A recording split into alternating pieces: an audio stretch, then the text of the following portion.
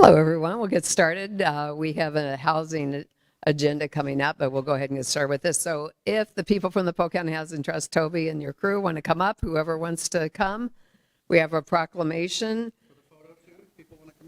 recognizing the Fair Housing Month. They're shy now. I was going to say, they're bashful crowd.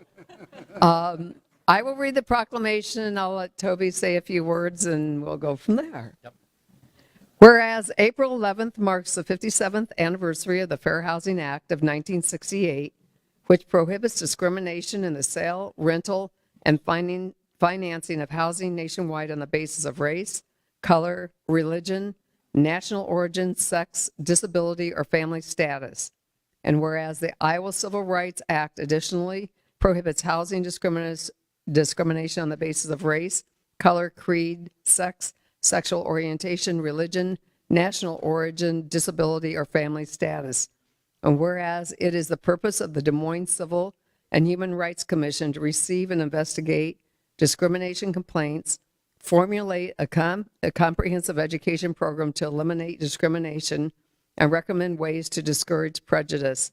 And whereas fair housing practices play a positive role in ensuring the well-being of all people in our community, and whereas economic growth, community health, and human relations in all communities are improved by diversity and fairness, and whereas all members of our community are encouraged to raise awareness of fair housing practices to prevent discrimination and ensure our community is welcoming and inclusive. Now, therefore, I, Connie Bozen, on behalf of the City Council and the residents of Des Moines, do hereby proclaim April 2025 as Fair Housing Month. And I'll turn it over to Toby. Thank you.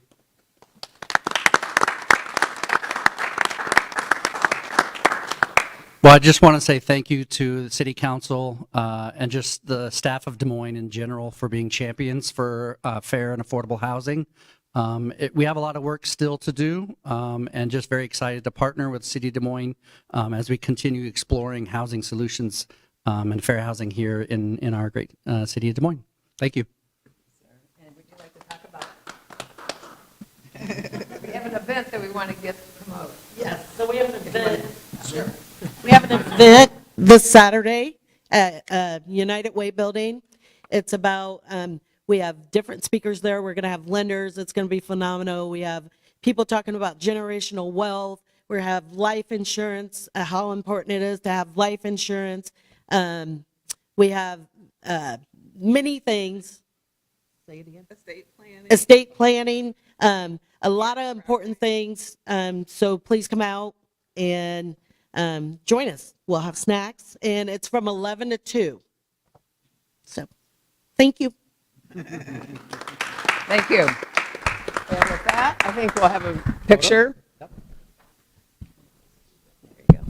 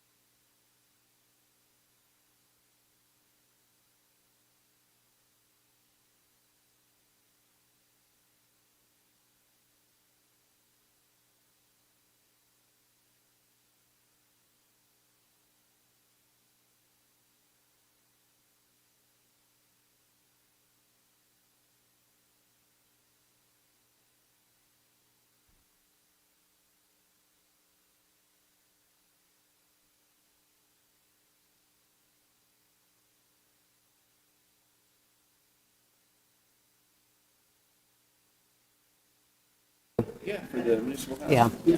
Is London out here? She's downstairs talking with a constituent.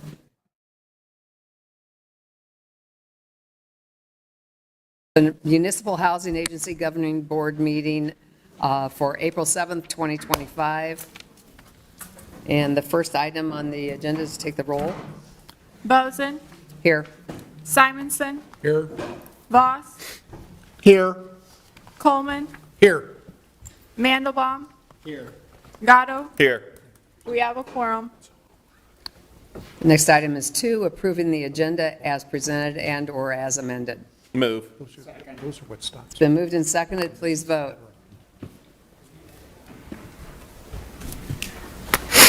Six yes.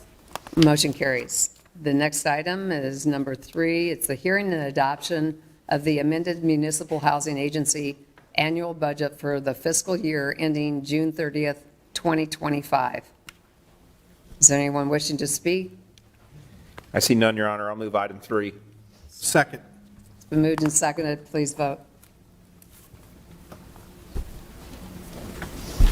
Six yes. Motion carries. Item 4 is hearing and adoption of the proposed Municipal Housing Agency annual budget for the fiscal year ending June 30th, 2026.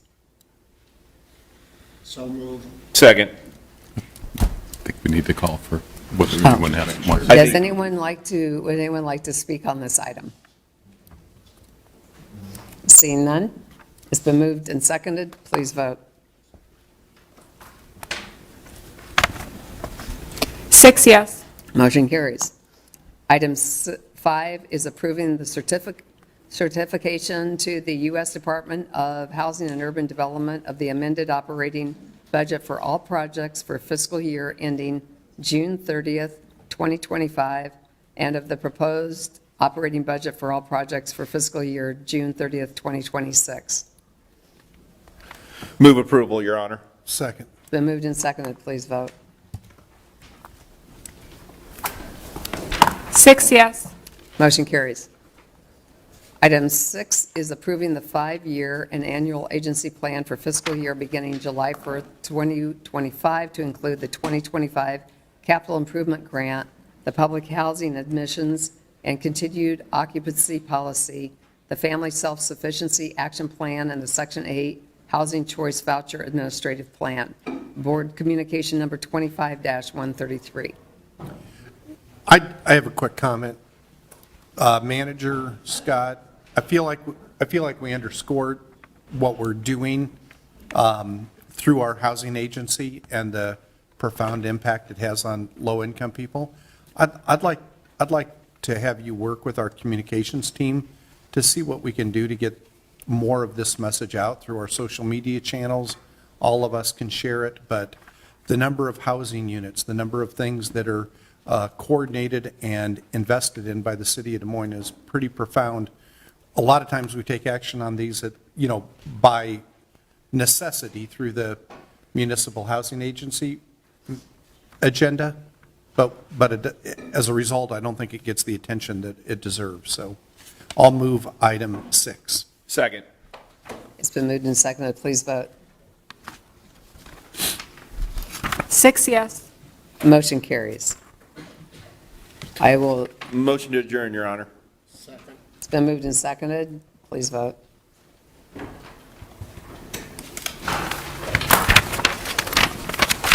Six yes. Motion carries.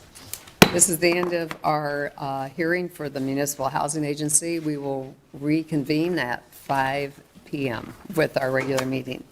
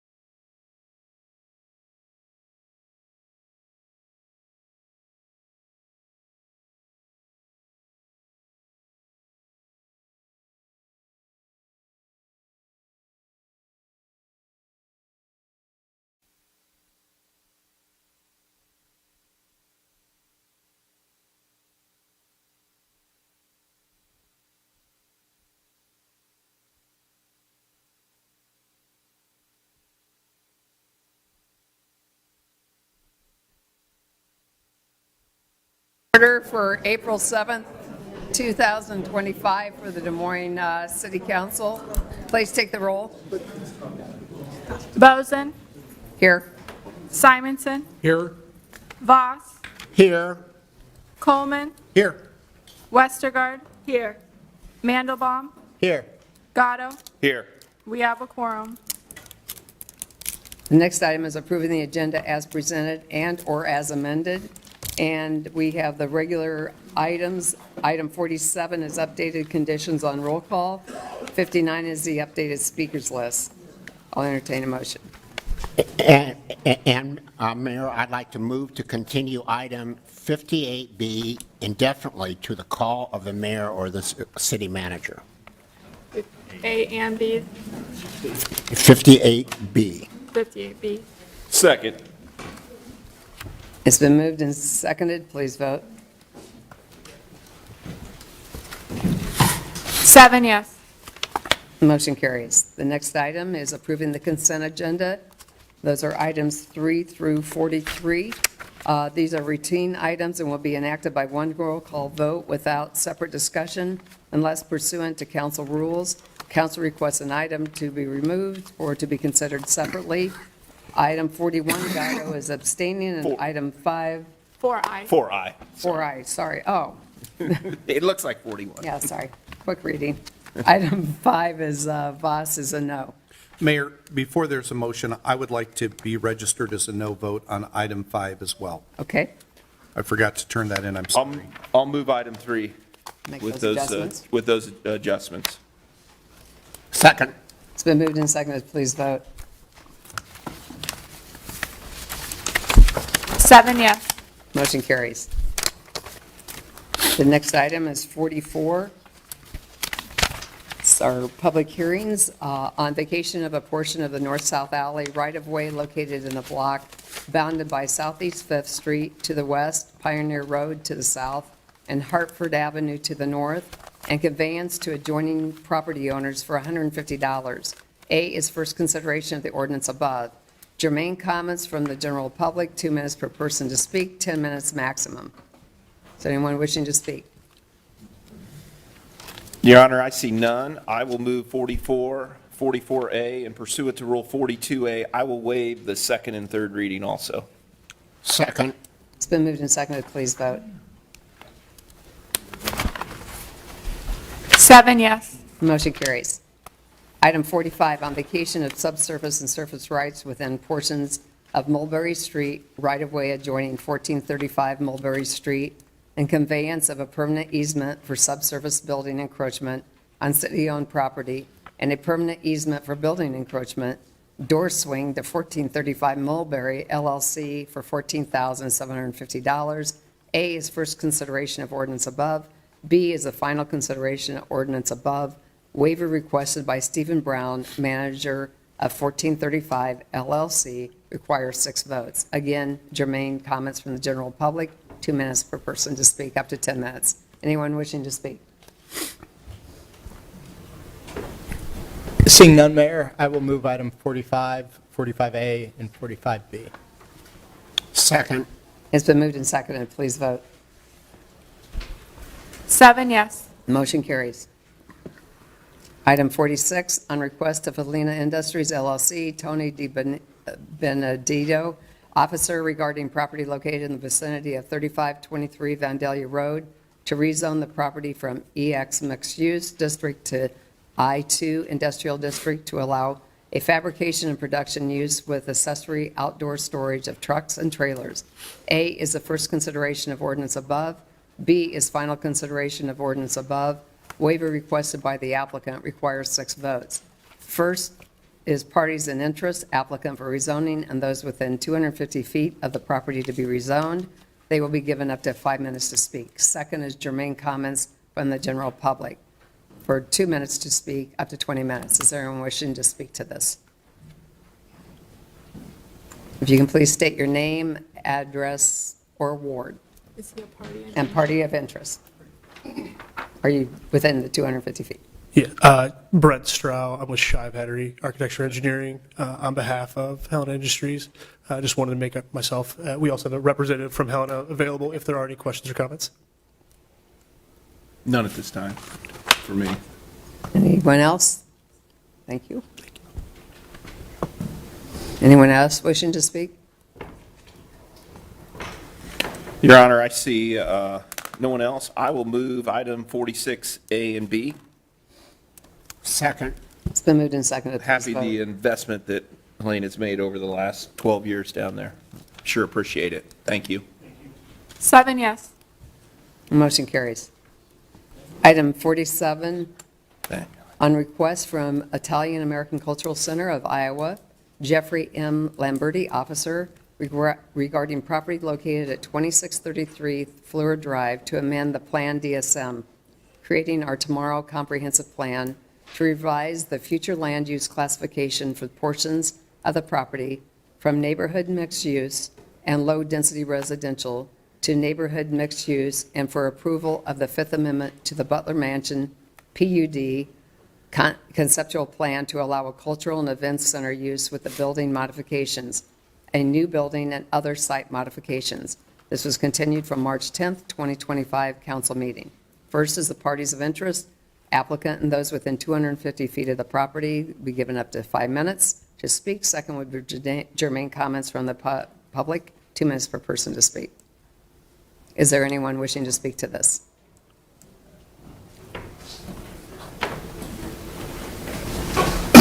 Mayor and Council, my name is Jeff Lamberti. I reside at 120 Southwest 5th Street, and I'm the chair of the Board of Governors of the Italian American Cultural Center of Iowa. Obviously, we're excited about this project. I think you're aware of what we're proposing with the old Butler Mansion, one of the more historic buildings in the city. We did delay this, as you know, to work with our neighbors, and I believe we came to a satisfactory resolution, and otherwise just here to answer any questions. Okay, thank you. Any questions? Anyone else wishing to speak? If there's no questions?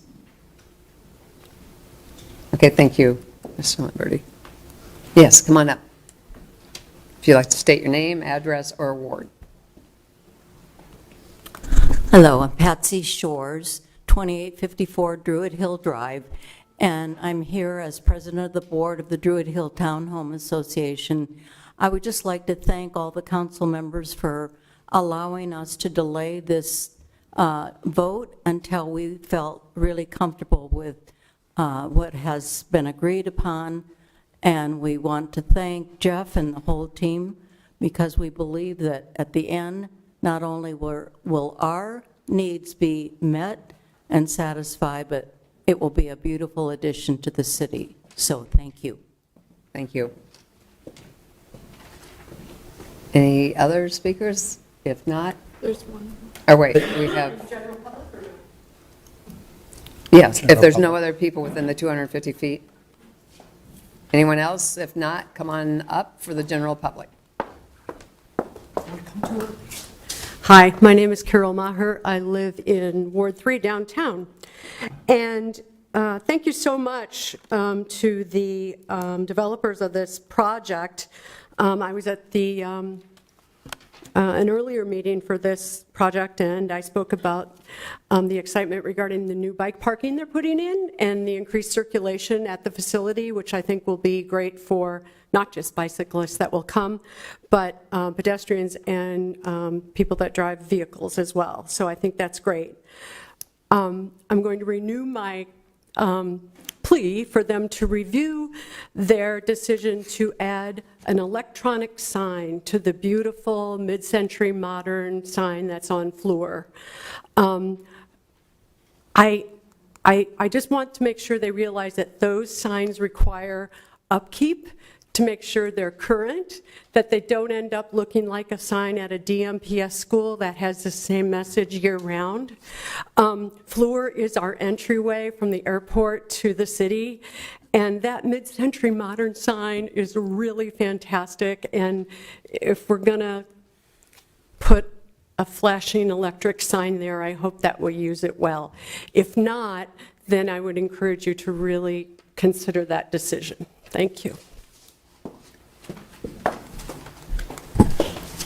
Anyone else? If not, If not, I'm happy to move this. I do want to say that this is an exciting project. I really want to thank the applicant, the Italian American Cultural Center, for taking time to work collaboratively with the neighbors and come to an agreement. For those of you watching at home, in the record, there is a letter that was submitted as well as an exhibit with the plantings and landscaping plans that they agreed to with the neighbors. That is referenced on mutual agreement as a condition in the zoning so that the neighbors have some protection and can feel good about the project. And I think I'm just really appreciative for the way that the applicant worked with the neighbors to address this. And I think that that leaves everyone feeling positive about this, which is a great way to start what will be a great project. And so I am happy to move item 47. I will second it, and just a quick comment that I'd like to thank Mr. Limberti and the team that has put this together. I know this has been a long time coming, and I know there's been a lot of people that have worked on this for a very, very long time. So thank you all. This will be someplace that we can all be proud of, and it'll be a lot of nice events there. So thank you. Mayor, may I make one quick Yes, you may. comment? I would echo thank you for everyone's patience. This is what community is all about. And as a person who has a passion for historic properties, it's really difficult to find uses that can support these buildings and earn some revenue. And there couldn't be a better steward for this property, and I'm really excited to attending events there. Thank you. with that, 7 yes. motion carries. Congratulations, everyone. Item 48, on request by petition for designation of the Ulysses S. Grant School located at 1031 23rd Street as a local landmark named Ulysses S. Grant School. Council communication number 25-140, to remain comments from the general public, 2 minutes per person to speak up to 10 minutes. Is there anyone wishing to speak to this?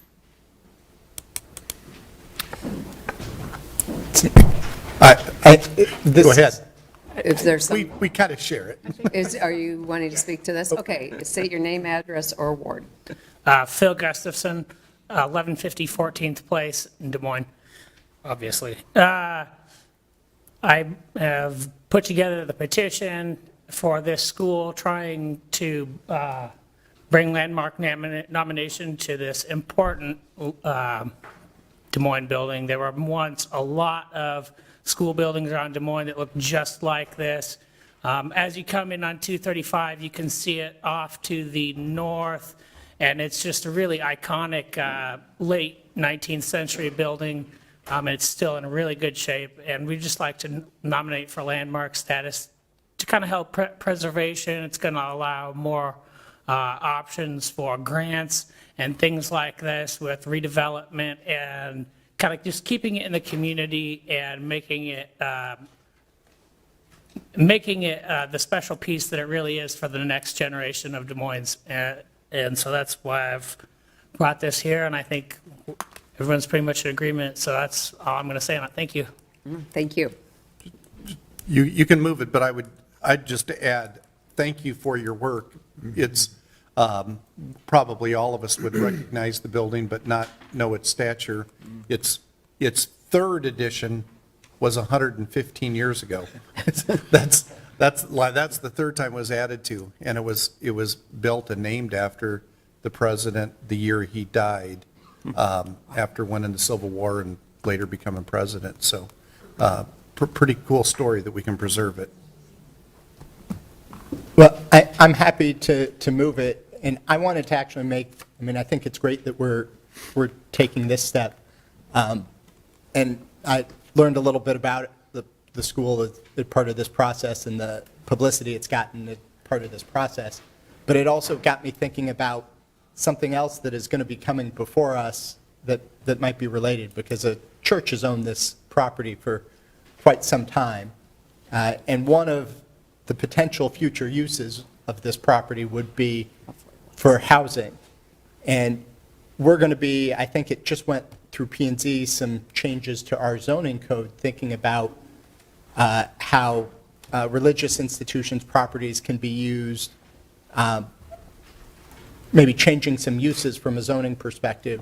And I think it would be great to add to that conversation, looking at housing uses, so that in the future, they wouldn't necessarily have to come in, or a future owner wouldn't necessarily have to come in for rezoning.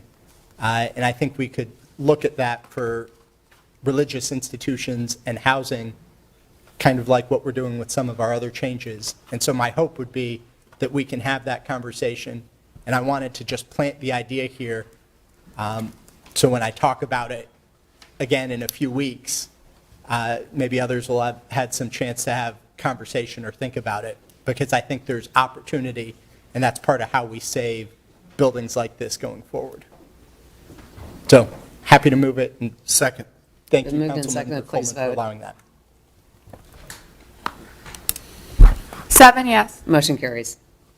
Next item is 49 on the 2025 citywide pavement marking program, resolution approving plans, specifications, form of contract documents, engineer's estimate, receive and file bids, and designating the lowest responsible bidder as Quality Stripping Incorporated.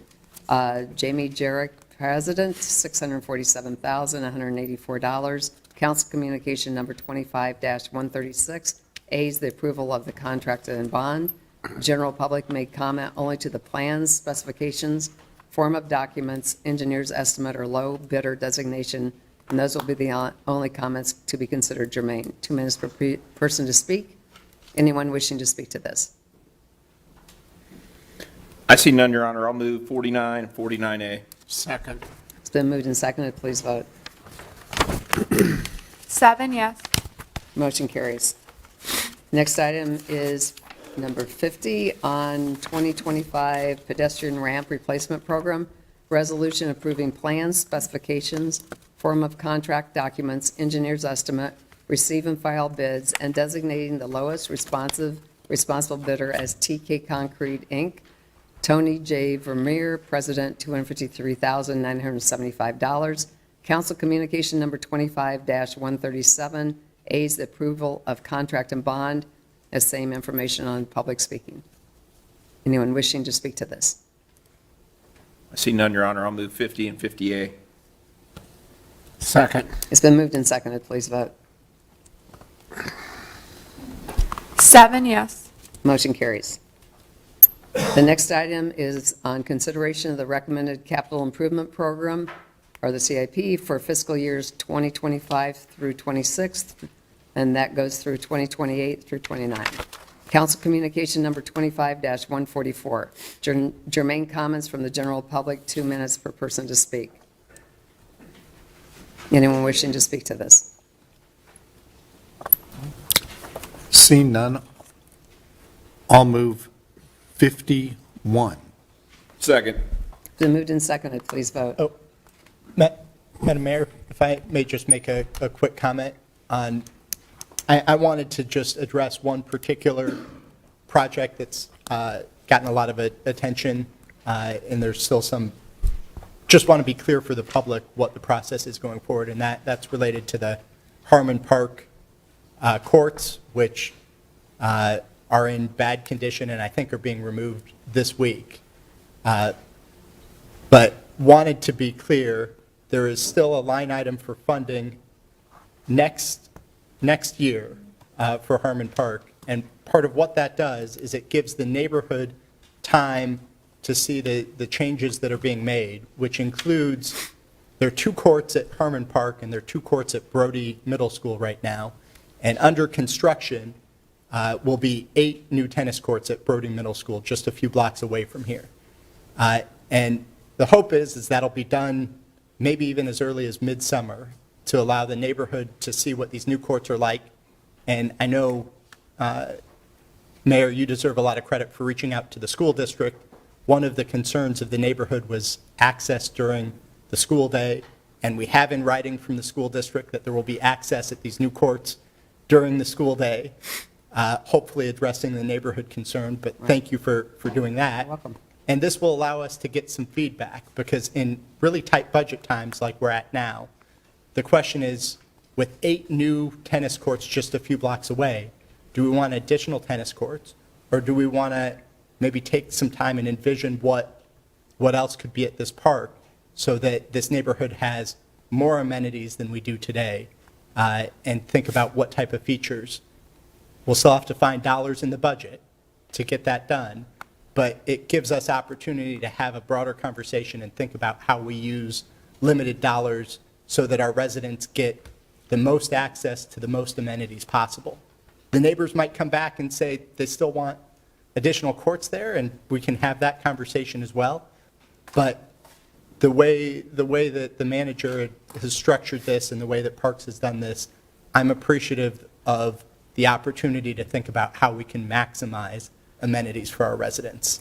Really working together with the school district. We've had great relationships on parks, so it was a great thing that they're able to offer for 8. From 2 to 8 is a lot more. So Yep. hopefully. On that, it's been moved and seconded. So 7 yes. motion carries.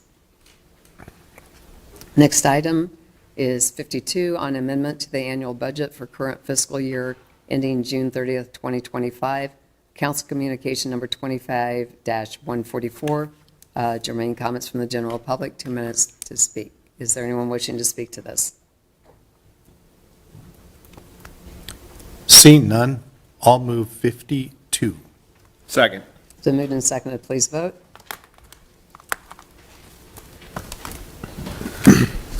Seven yes. Motion carries. 53 on the proposed budget for the fiscal year ending June 30th, 2026. Council communication number 25-144.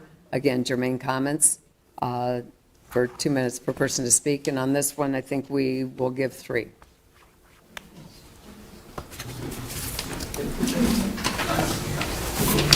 So state your name, address, or ward. Yes, hello, my name is Marshall James. I'm in Ward 3. I'm the president of the North of Grand neighborhood. I'm here speaking and urging the City Council to consider plans to reinstate the Office of Sustainability. We've been meeting with several, I'm a volunteer member with the Citizens Task Force on Sustainability as well. We've been meeting with several city councilors throughout the last few weeks. We are in support of exploring ways to pull little bits of funding from other buckets in the budget to create and fund at least one officer in such an office. I speak to you also as a environmental organizer and labor organizer. I'm pretty sure that everybody on this body agrees the reality of climate change, of human-created climate change. So we know that the climate will not be improving for human beings anytime in the near future, that humanity still hasn't figured out how to live in harmony with the natural world. And so at some point, the city of Des Moines will need a sustainability office. I would say we already have reached that point and passed it. So however long we go without a person or persons for whom the buck stops with when it comes to directing city departments towards sustainability efforts, every day that goes by where that is delayed, that is work not being done, and that is expenses piling up. I fear that going without a sustainability officer or office is being penny wise and pound foolish. I understand that we are in a tight space financially, but delaying having someone who is directing us towards good, cogent sustainability policy now is pushing off and increasing the cost of addressing these problems later. It's like compound interest. And so the sooner we are investing in sustainability and sustainability practices now, the better Des Moines' likelihood of having a sustainable, long-lasting community into the future will be. So I want to thank all the city councilors we have a chance to meet with so far and look forward to speaking with all of you. But I urge you to look in, to figure out how we can fund one permanent at least one permanent officer in charge of this. Thank you. Thank you. I think we'll get you the microphone. Good evening, and thanks to all of you for making this very accessible for me. Is it on here? I did. There's this. Yeah, the light's on. Yeah, the light's on. It's just that I'm too short. Good evening, and thank you all for serving on the city council. I've lived in Des Moines since I was 7 years old, and I came from Oklahoma. And Des Moines is an amazing place, and you're right. We have things to offer that other people are really astounded at. The city of Des Moines has that? I said, yeah, we have that. So I'm proud of all the work that you do. Sometimes I'm not really satisfied with some of the things that happen, but that's part of living. I'm here on behalf of Creative Visions. You know, I work for Dr. Stanley Griffin, who happened to be the husband of Edna Griffin, the civil activist that we're very proud of. But Creative Visions is furnishing support, taking care of young men and women that need help, not only in the African American community, but in the Hispanic community. They've used different methods of bringing kids together. You know, sometimes your sons and daughters don't tell you something, but they'll tell somebody else something, and they're worried about it. So I think that Creative Visions has made a place for them of interest. And I know that you have to count money. You do that all the time. You cut it here, and you cut it there, and you still not enough. But I would ask you to really be sincere about what you're going to limit the budget to. I mean, these boys and girls that come, even the Hispanic young men and women that have gone there, and I've heard them even tell me, you know, sometimes we don't have something to eat, but we can go there and get something to eat. And then the boys and girls, instead of fighting the young men and women, which I call boys and girls to their young men and women, but, you know, they need to sit down and talk to each other. Let them know that we're all the same. We all have the same needs. We all have the same desires. We all want to be somebody. But we want to be somebody that's respectable, and we want to know how to respect and serve the community and our fellow beings. That's why I'm here. And now I want you to know that I'm now 95 years old, and I keep voting all the time. My mother voted up until she was 96, and we're very proud to be able to vote in this country. And the things that are going on around us, we need to take those in mind. Be serious about what's happening. Don't just be concerned about what's happening to you. Thank you very much for the attention that you've given me. I had to take a long walk. I hadn't been here forever, but it was a nice walk. So thank you very much, and please remember that I've asked you to be considerate in what you're going to cut off on our budget. Thank you. Thank you. Thank you.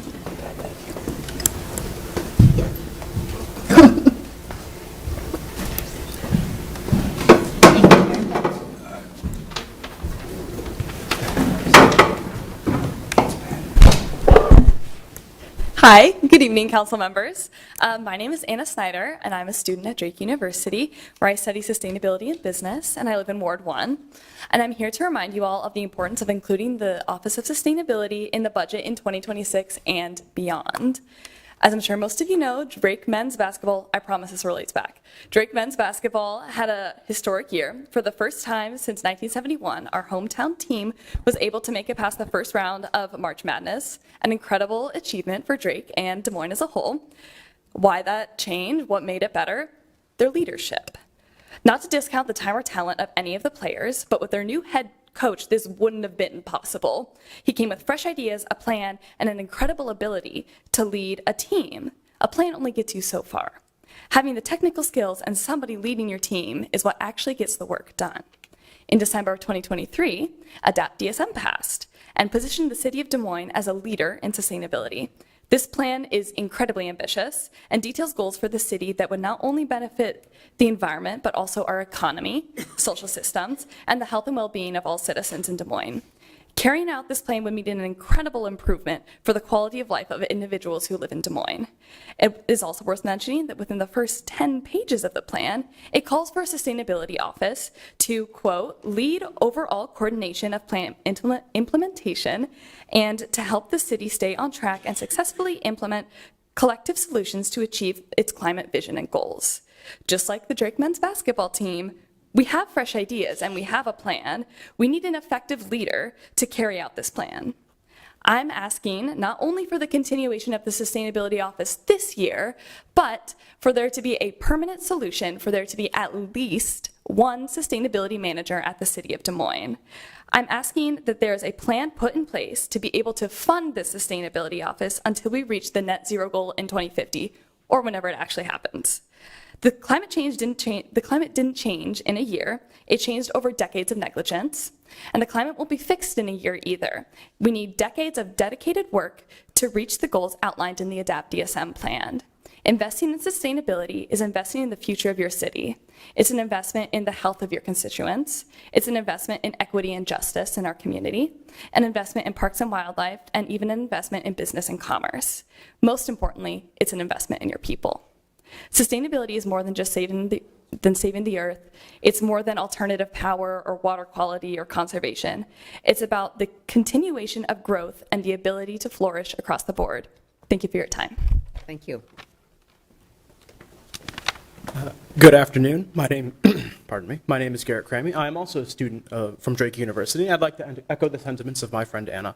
I believe sustainability is very important for the city of Des Moines and is a good way to lead the future in the fight against climate change. I think the facts are pretty simple. I understand that the city is in a budget crisis that is of no fault of anyone on this board, but I also recognize that sustainability is extremely important and is a financially prudent option to explore this council. From the plan, it said that $155 million of benefits from carbon reduction could be realized should this plan be fully implemented. It also says that sustainability helps to reduce the costs and impact of natural disasters, including flooding, storms, especially windstorms like derechos, and extreme heat. We've seen a lot of natural disasters in the recent days, most recently along the Mississippi River, and it is not a matter of if, but when the events of 1993 recur here again. A well-implemented sustainability plan will help to ensure that the city of Des Moines is better prepared for future weather events and is able to reduce the cost and impact of future extreme weather. On another note, I would like to speak on more of a personal level. I have several years of experience in municipal government. During the summers, I work for my hometown, the village of Glenview, as a restoration intern. And we also have a sustainability department in Glenview, or at least we did.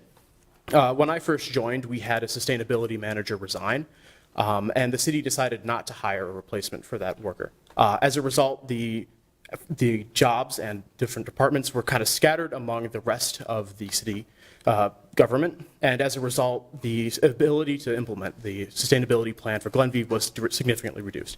There was no leadership within departments to help coordinate the implementation of the plan, which resulted in delays, reduced efficiency, and a lot of headache for other city workers. As a city worker myself, I know that many people put in long hours and blood, sweat, and tears for our cities. And I know that they shouldn't be saddled with more work than they need. I believe it is important for the city government to have at least one person working in sustainability. This will help us to continue to focus on implementation of the plan toward the best of our ability, while also ensuring that city workers can do their jobs without being saddled with additional work. I believe it is important for the city to continue to at least fund one person in the sustainability department to ensure that we can better implement the sustainability plan and ensure that Des Moines residents can look forward to a safe and sustainable future. Thank you for your time. Thank you.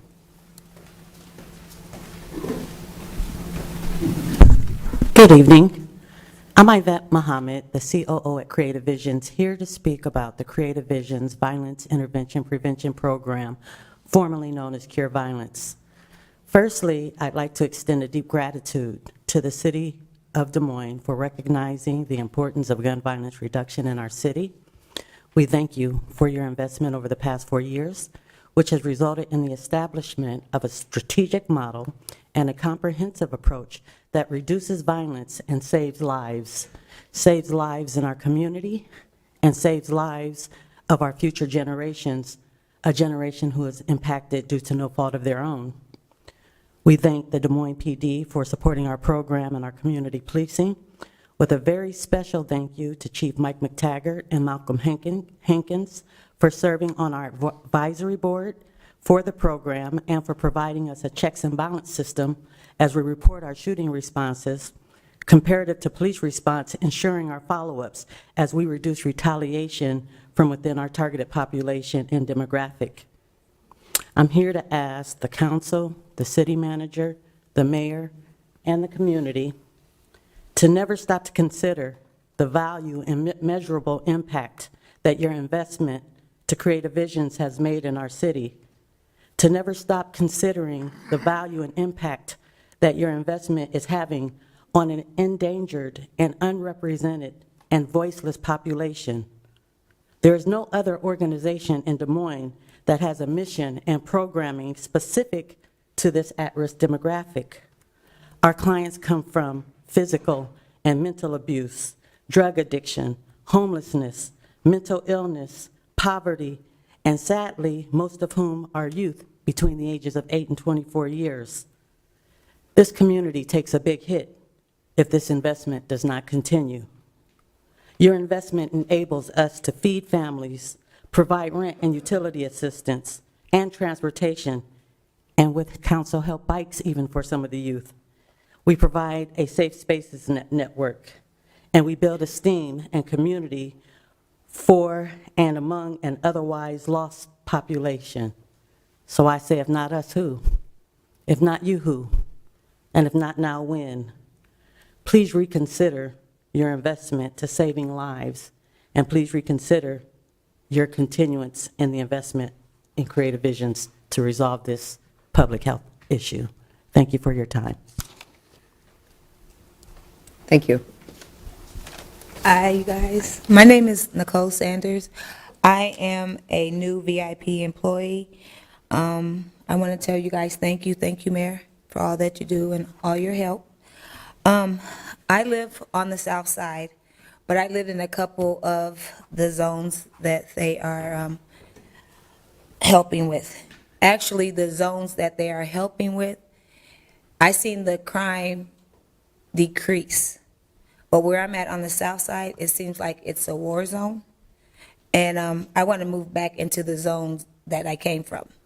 So it's more of the inner city. Creative Vision is also someone that helped my family. I am a grandmother of one of the victims of the Start Right Here school, my grandson, which they were there for me. And I don't know what to do without them. And they helped me out a lot. They were there from the first call I gave them, from funeral arrangements to after care, because my family needed support after the services. And they were there for me with my rent, utilities, counseling, and a lot of things that we needed. I was a client, but now I am an employee. I am a violence interrupter / outreach worker. And I am also a mother of Richard Lewis, which was gun violence also years ago. He was my only son. They helped me with that also.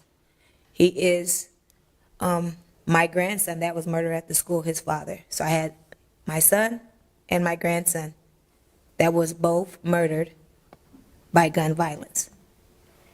And I don't know what I would do if the funding would stop. I need them very much.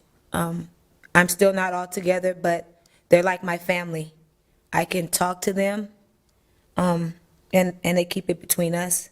But now I see a lot of children of all colors, race, gender on the south side, at the schools, at the stores, and I'll give them a call so they can, hey, this is what's going on. I don't want them to give up, and I don't want you to give up on us. We need your help. Our community is dying right there in our own backyards, our front yards, in our schools. And I ask you from the bottom of my heart to don't stop, to help. We need you guys. Thank you.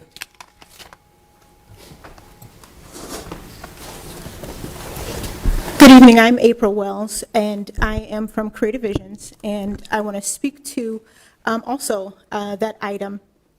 I work on the victim side of things, and I have worked with the victims of gun violence as well as their families. We do thank you and we appreciate your support over the last 4 years.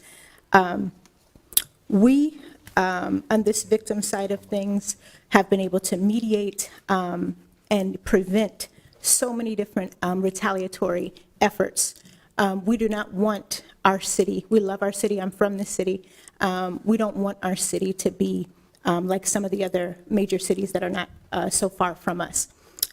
We have worked diligently to keep the peace between rival families, again, to work against retaliations. We have worked, done the important work of within the first 48 to 72 hours of a crisis, of a shooting, to keep that retaliation then, but also continue to work with these families over years to ensure that there was not all-out retaliatory wars going on.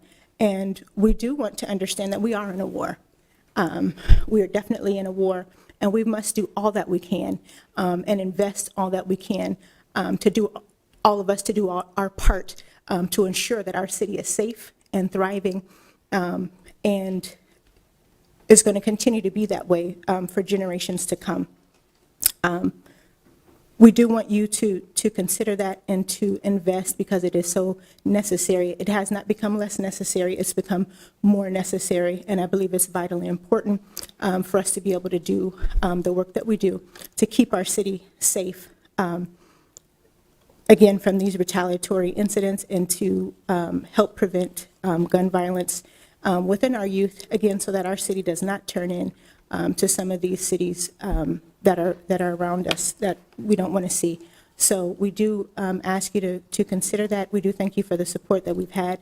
And it is my sincere prayer for the sake of our city and for the sake of us all and for the sake of our children that we are doing our part.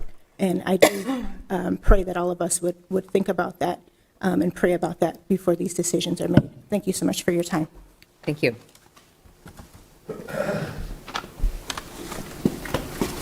How you guys doing?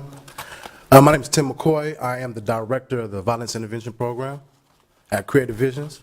I first want to start off by thanking you guys for investing in our community to address this public crisis that we're going through right now. I just ask that you guys take a really deep look and reconsider your guys' decision. Mostly because I see every day the individuals that we help.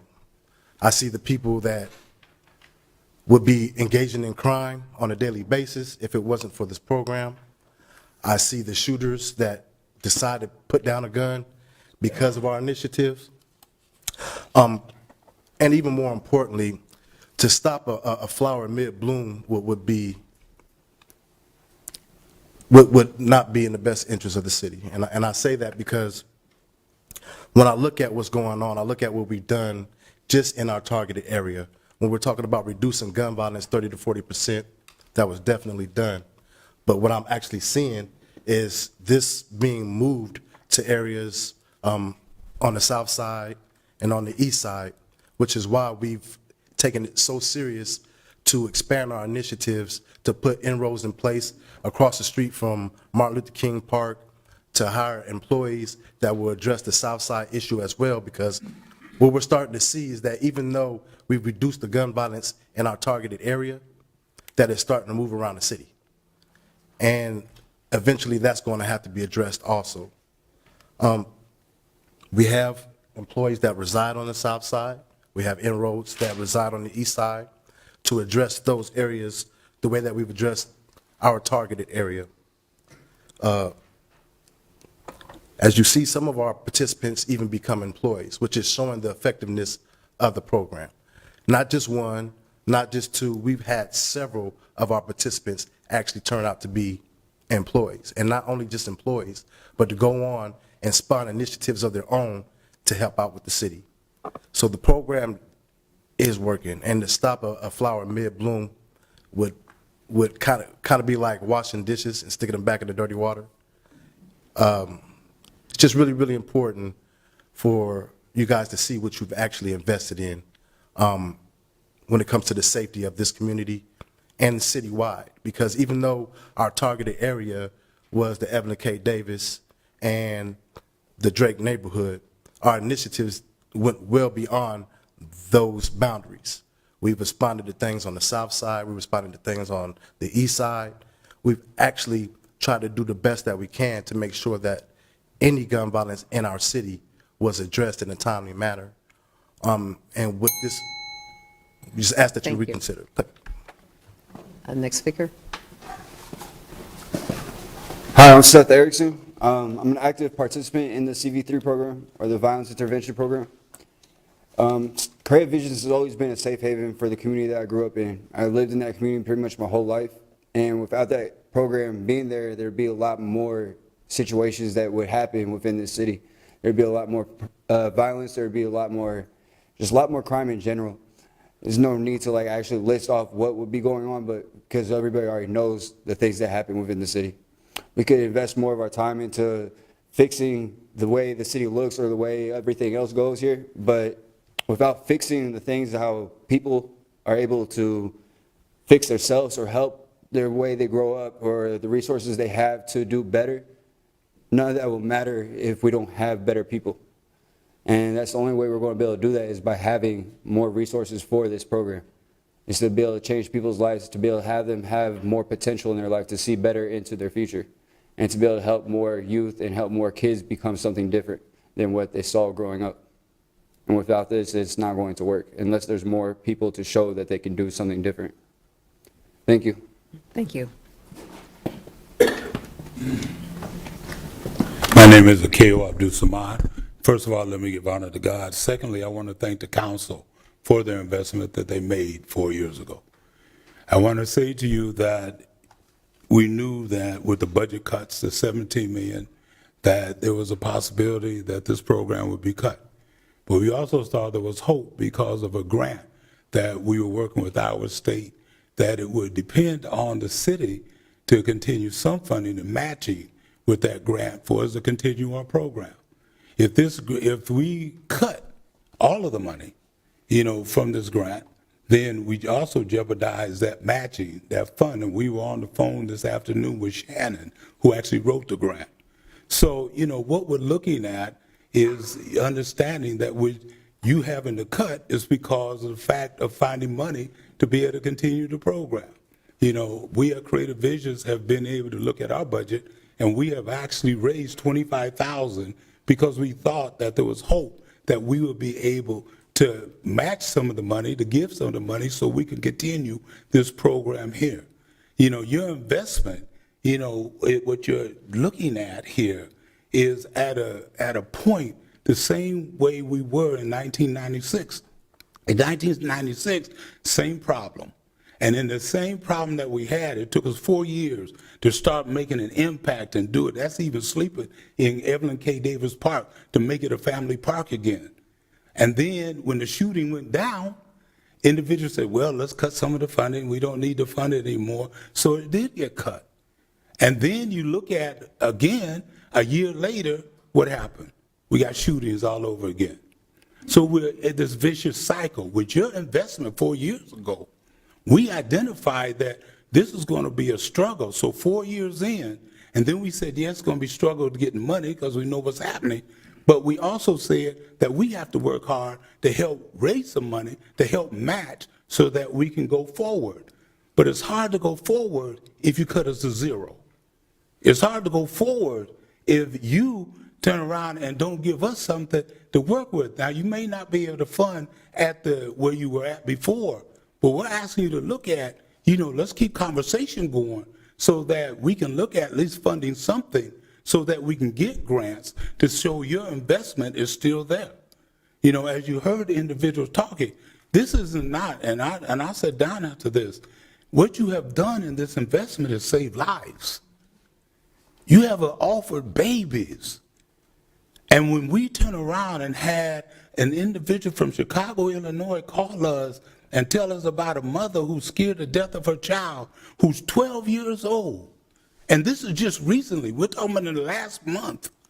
And she said, can you help my relative? And I got to go. Thank you. But as I go, can I keep talking, Connie? But as we go, that 12-year-old was able to get help from us. Thank you. As I sat down. Okay, thank you, okay. Next speaker, please.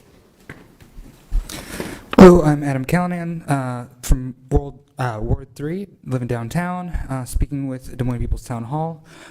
This has been the most controversial and least transparent budget that I've seen since 2020 when I started attending meetings. The city has refused requests from council members and the public to disclose what programs have actually been cut. And that's part of the reason why we're seeing so much stuff come up more recently about trying to salvage some of these great programs.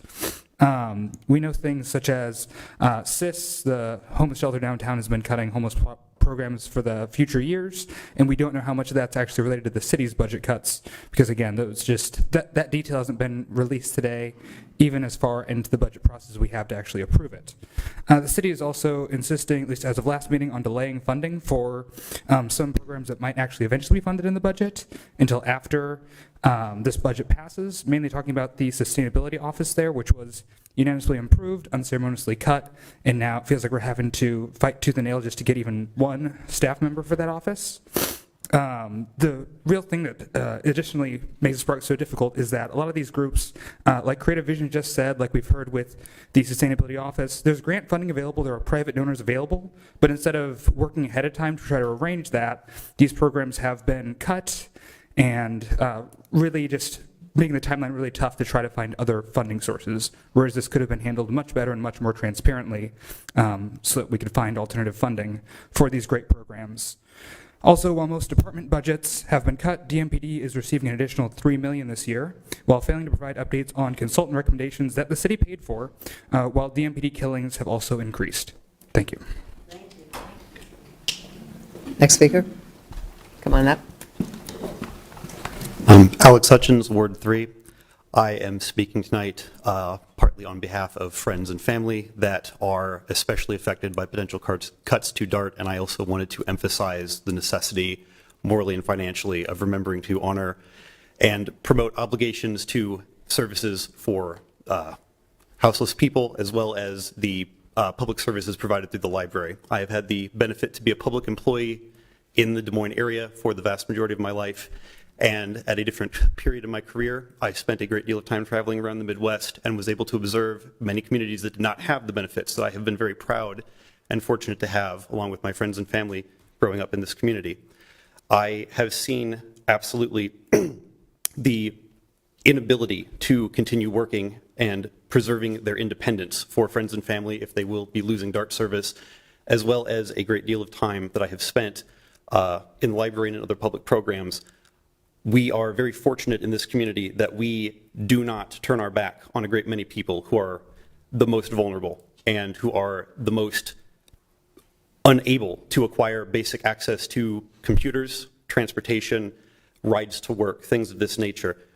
It would be a terrible moral hazard to forget that we are preserving our quality of life for all citizens of this community because we do have a safety net, we do have a floor, we do have things available in Des Moines that have always been honored and have been funded. I understand and am very realistic about the difficulties that you will be facing considering the budgetary situation and potentially the political situation coming up in this country. But as there is more and more need for those services, this is how we preserve a community where there is less threat, there is more independence, there is less danger on a basic physical level facing our community. And the incredible dividends paid by preserving access to public transportation and preserving services for houseless individuals and for the most needy will pay many times over for itself. So I know you will consider this carefully, and I appreciate your concern. Thank you. Thank you. Hi, good evening. My name is Elena Bautista. I'm here speaking on behalf of Creative Visions for the Violence Intervention Program. I've been serving as a board member there for just about 4 years now, I'm pretty sure. And as we know, the great connections that Akeo and the entire staff has made at Creative Visions itself has been monumental in these past few years that it's been implemented. Now, I'm here to advocate and ask that you guys choose to invest in the VIP program, not only because it's an awesome program, but you guys don't get into government just for yourselves. You guys do it for the future. You do it for the city and the people. If you think about it, the less violence because of this program, the less people that could face incarceration. That means less resources put towards that and going through that entire process, which we know is extremely costly.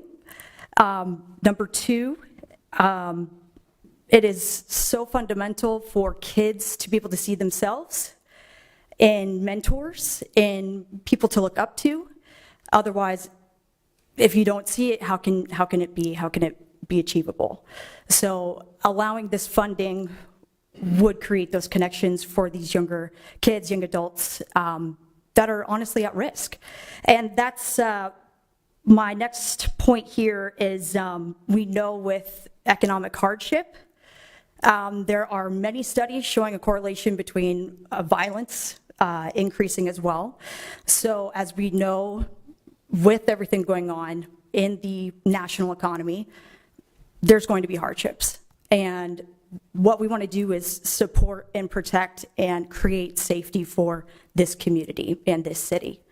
And last but not least, I would say it creates a bridge and relationship between these communities and the police department.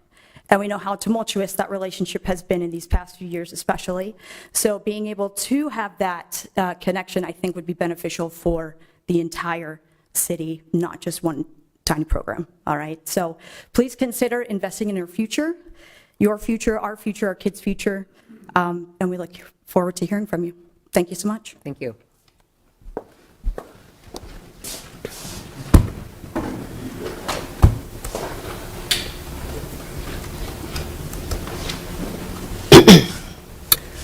Mayor Bozen and members of the City Council, my name is Carol Maher and I live in Ward 3 in downtown Des Moines. Thank you to the speakers tonight who spoke so passionately on the issues of great importance to them. Your courage and leadership are greatly, excuse me. It's been a tough budget season, and I've been here every step of the way. I've learned a lot and tried hard to understand all the schedules and subtleties. But in the end, I just wanted the plain language of programs to be cut and hear real, robust discussion amongst you. I'm pretty sure those discussions happened, just not in public. I hope you can do a better job next year. But I am in awe of Finance Director Nick Shaw and his team. Director Shaw is wicked smart, kind, and patient, one of your best employees. Please pay him well. But the biggest kudo this budget year goes to Virginia Barata of the Des Moines Register. Her insightful coverage of the budget distilled complex issues into plain language. She broke the stories on the closing of the Sustainability Office, the firing of 2 employees, the closing, though short-lived, of Birdland Pool, and others. Without her and all the inches her editors provided, Des Moines residents wouldn't know what happened in this room in the last couple of months. She was here in this room. Thank you, Virginia. Please keep it up. And to my fellow residents, please support and subscribe to local news. Finally, we can handle the truth. Just be upfront with us. The finance and comms departments know I have been encouraging, begging for full disclosure of cuts since the first budget meeting at Franklin Library on December 10th, 2024. Next time, I'd suggest sharing them at a budget meeting versus leaks or news release, so they can be discussed prior to the smoke-filled room horse trading. And the public will understand your decision-making better. We can handle the truth. Namaste. Thank you. Good evening, everyone. Ed Fallon, 735 19th Street.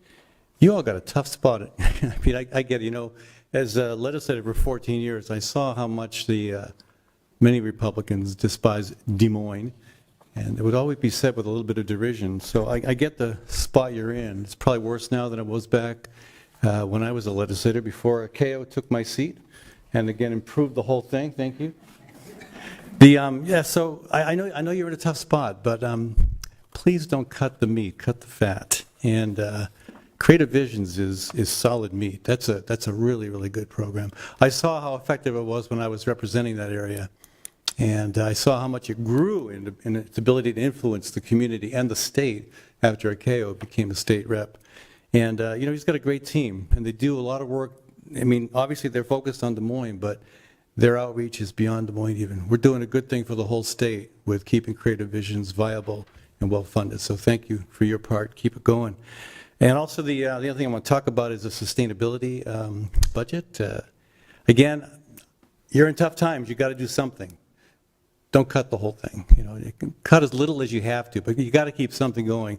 So much community investment was put into the sustainability plan.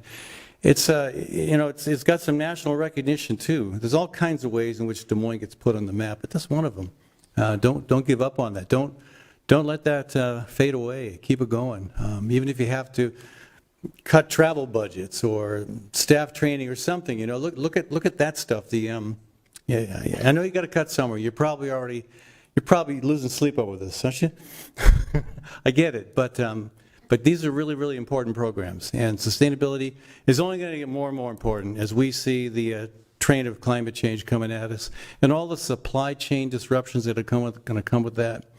And you all know my niche. My niche is food. I'm a big believer in eating lots of food, local food, good food, and you know, we want to keep that going too. I appreciate the work the council's done on trying to address some of the concerns the Food Security Task Force has brought forward. That's part of sustainability. It's just a piece of it, though. So keep the whole thing going, please, and cut as little as you can, and try to find those places where you're going to do as little damage as possible. Thank you. Thank you. Next speaker. Good evening. My name is Ben Bell Jr., and I want to give honor to our mayor and all of our council members. I am an East Side boy that lives a stone's throw away from Hoover now. I have 14 grandchildren, and I have 5 children. And I'm on the board for Creative Visions when it comes to the violence interruption. And I would tell you this, that I raised my children on 9th and Hickman. And those times were challenging back there because of all of the happenings violently. And I would like to say that because of the time and attention that people like KO and his staff and other people that have wrapped themselves around them to help keep our city a safe place and respond to the kind of things that have manifested, I want you to prayerfully consider not cutting that funding. It's needed, it's necessary. I'm not raising them, thankfully, my 14 grandchildren in this area. And I want them to be in a safe, secure place. And I will say this, the funds that you will spend for this, I'd like to give you a few stats. In Zone 1, the last shooting was, they went 272 days without a shooting. Zone 2, 791 days without a shooting. Zone 3, 562 days without a shooting. Zone 4, 186 days without a shooting. And that's because there's boots on the ground. There's people working hard to make sure that these individuals are given the kind of services they need, even though they may come from multi-generational dysfunctionality, co-occurring disorders and all this stuff. I will say to you that if you will fund this, every dollar that you spend, you're probably going to save 15 to 20. So just prayerfully consider that. And if you're not a person of prayer, just find it in your heart to be a blessing to a generation of people that need us. God bless you and thank you. Thank you. Okay, good evening, council. My name is Blake Iverson. I live at 672 24th Street in Ward 3. Some of the greatest moments of my life have been the times when I can see my neighbors coming together to take responsibility for the first time over the sustainability of their neighborhood through the sustainability office. When I can see a librarian change a child's life with a book or just a word. When I see Des Moines residents coming together under incredibly difficult circumstances to save young people's lives. That's what I love about living in Des Moines. So when I see that tonight we're considering cutting $17 million from each of these programs and more, at a time when we're considering a budget, if I have my math right, that features $21.3 million in TIF rebates, tax increment financing, largely handouts to private corporations. I find that utterly unconscionable. And I ask you all, who were you elected to serve? The people of Des Moines or someone else? Please reconsider. Thank you. Okay, thank you. At this time, if there's no other speakers? Is there a motion? I have some comments and some requests to the manager. I guess our manager, CEO. But I will move the budget pending these comments and suggestions. First off, Carol, I very much appreciate you recognizing our staff. It's the first full budget cycle I've been through since I've been back, and we are very well served by professionals from the city manager's office to Nick to all of our department directors, our other direct reports, Laura and Jeff. And this year's, as bad as this budget year is, it's not as bad as it could have been without a well-managed city over the last decade. And we actually talked a little bit about that this morning in a workshop here at this table and on TV, where we talked about the level of reserves that we have. We'd be cutting much more than $17 million had we not been storing money away for purposes like this, where we had a downturn or a change in policies at the state or federal level. So I'm really indebted to everybody that spends their career serving the city and working. And by the way, that includes the council that's made some really wise decisions over the last half decade, most of which I haven't been around, so I'm not complimenting me, but to each of you, Mike's a good guy, but he wasn't here. He wasn't here either. Linda and Mayor Bozen and Joe, Carl, and Josh. We have a lot to be thankful for in this tough environment, that it's not as bad as it could be because of the wise decisions made. That's number one. Number two, we live in a city that does have really high taxes, and we always are conscious of that because we want people to live here who want to live here without the obstacles of too high and punitive taxes. As it's been reported, we're holding the line on that. That's in part because we're bound to under state law right now to not, we can't grow any more than we want. Most of the time when I've been at this table where we've had cuts, it's been a decision, do you really want to raise taxes in order to fund the VIP program? Do you want to raise taxes to fund this? That's not even an option this year. We don't get to have that policy decision because of the decisions that have been made, up the hill here on the east side of Des Moines. It's very frustrating. We are, however, increasing funding for things that are really, really important to the long-term vitality of our city. Kind of hidden in all that we're doing, we're raising our fees for stormwater and sanitary sewer. In my time on the council, because we're an old city, we've spent almost $400 million on sewers in Des Moines that are old. That's something that other communities have not had to spend to rebuild their 150-year-old sewer system. So we have issues that other communities don't have because of two rivers, because of being an old city, because we have a large, great population of folks that live here. Nonetheless, we've had to get to this point.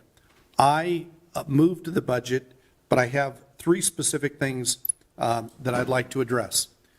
2 weeks ago today, we had a hearing.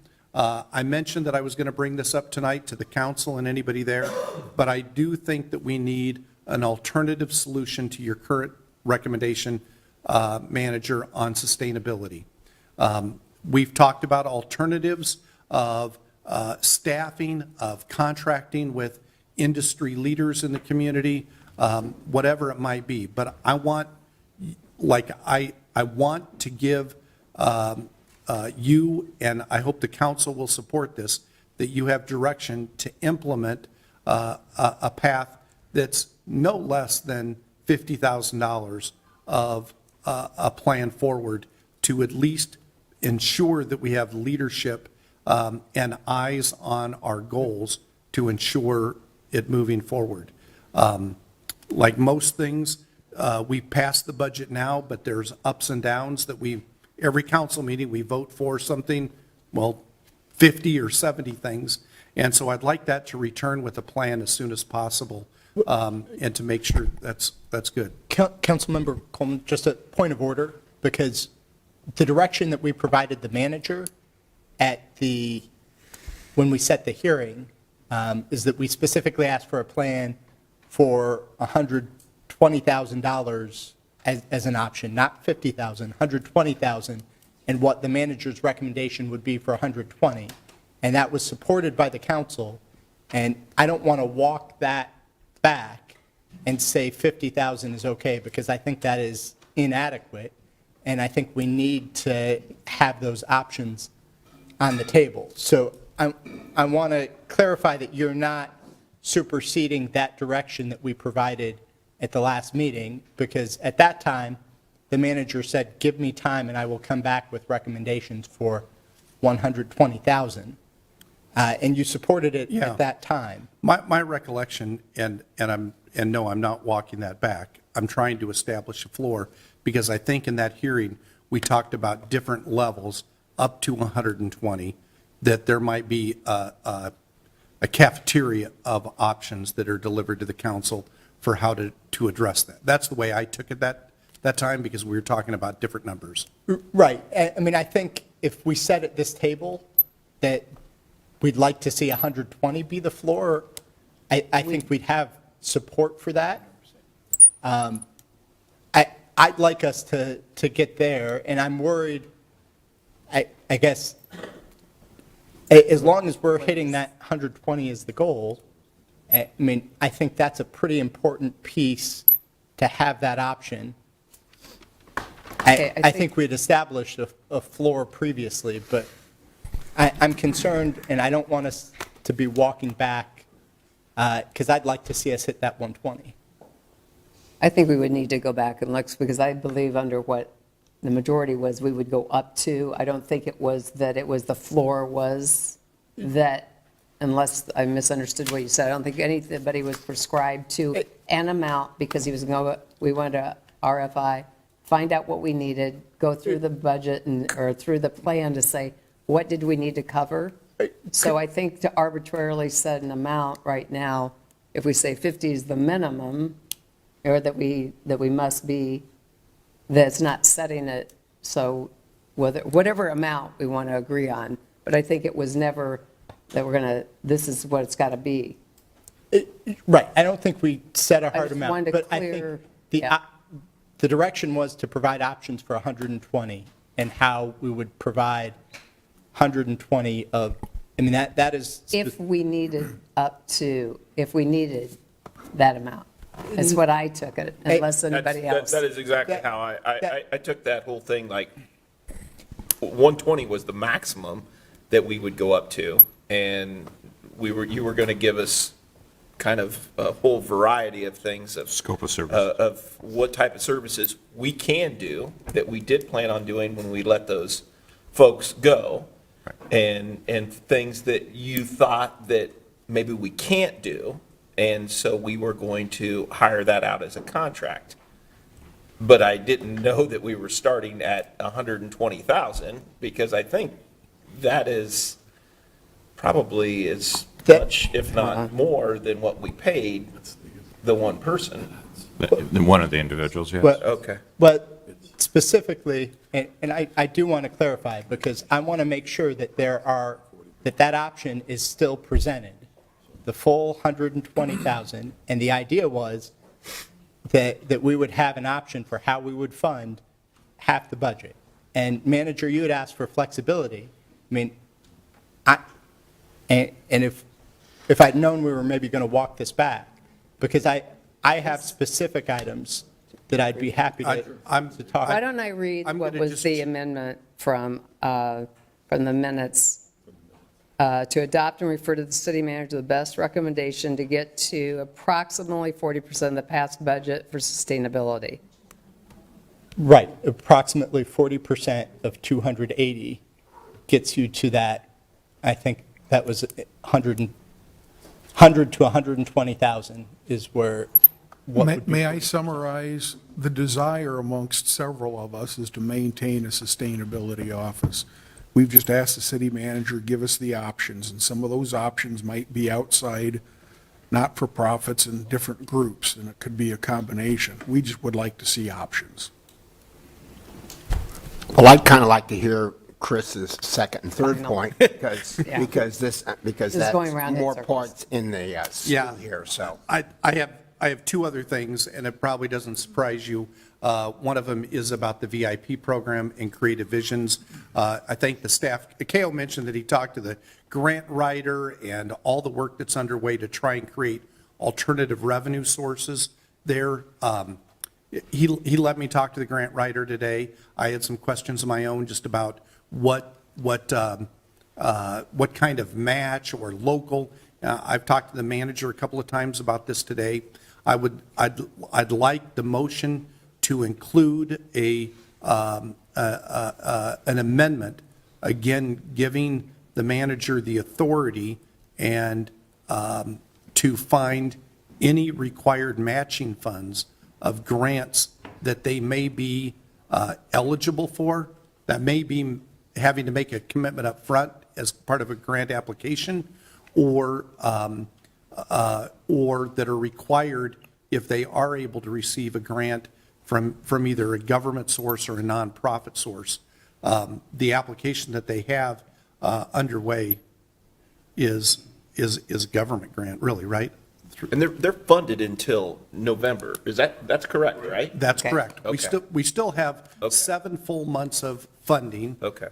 We have funding for the warm season, which I think, everybody gets a little bit more grumpy when it's hot out. And I guess one question, does that include the expansion that you're doing? Because I know that you talked a little bit about the south side, and I should have asked that question. Can I?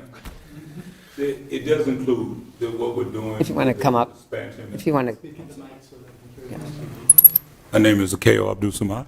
That's okay. But it does include that expansion that we're doing right now. Okay. And just real quick, and I'll take my seat, is that because of the fact that we've been able to decrease in the zone that we're in, it's moved into the other areas. So We've talked had about to that. do that. Yes. Yeah. So we had to do that. I just wanted to clarify. Yes. We're moving forward November, and it sounds like with some amendments that if we need to. That if there's a matching grant. Yeah, some matching grants to continue it past November, then my understanding is you're making that proposal. And I would be very supportive of that proposal, for sure. So that means the council will reconsider putting some money so we have something to match with? Yeah, If you we have would be able something to amend it, our budget. In situations like this, a lot of times it requires a quick letter from the manager or something. I want him to have the authority tonight to be able to work with you. He'd have to bring it back for approval if there was a real opportunity for an approved grant. But again, in this tough budget time, we're not going to be able to fund what we always have, but we also don't want it to go to zero. And so we're looking for partners in the private sector and other governments.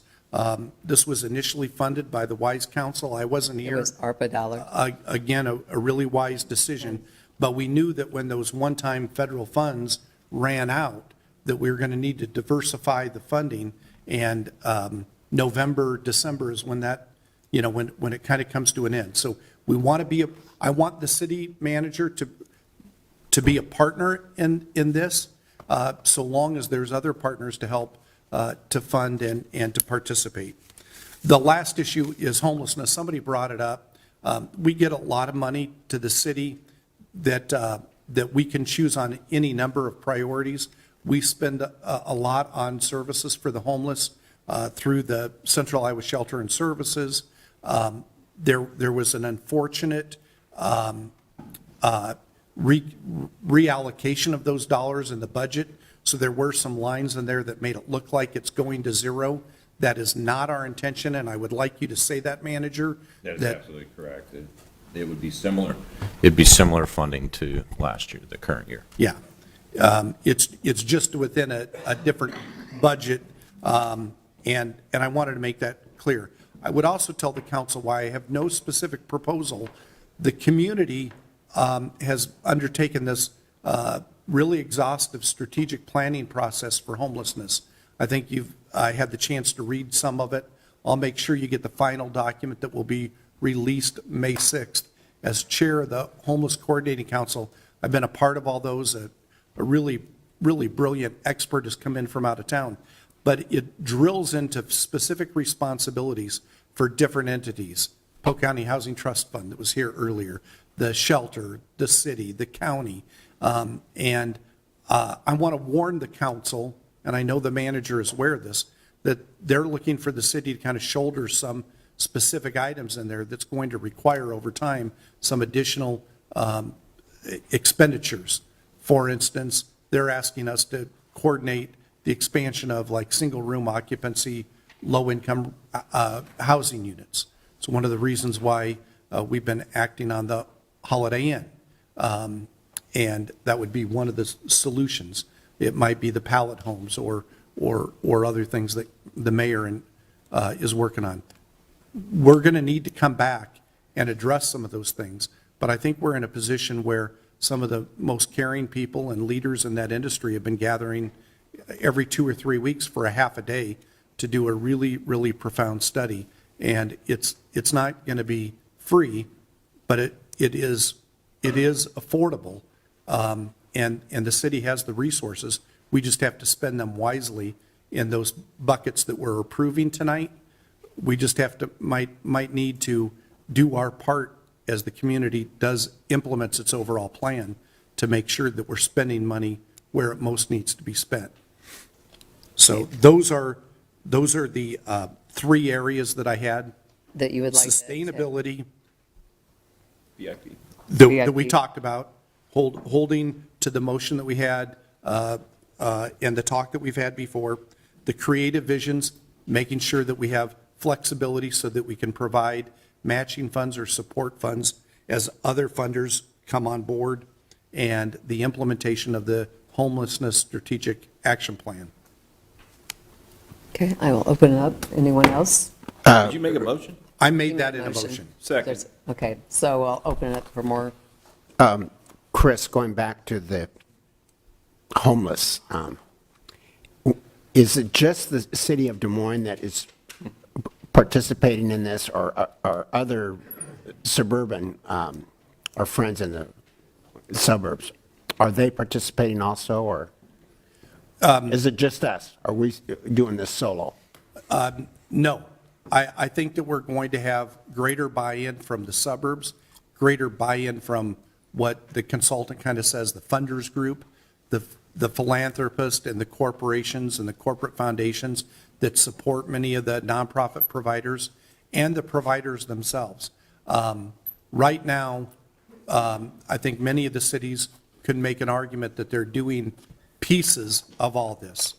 from, heavy city support for food pantries to grants to the Central Iowa Shelter and Services. But there, I think, are only 4 cities that are giving any money to Central Iowa Shelter and Services. That includes the city of Des Moines, and we're significantly higher than the rest of them, by...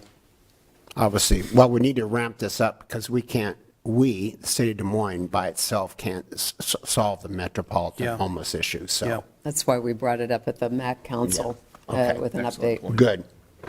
Thank you. We had this shelter at the MAC Council and some other homeless leaders to begin laying the groundwork for greater investment as a metro. Is there anyone else wishing to speak? Councilman Mandelbaum? Yeah.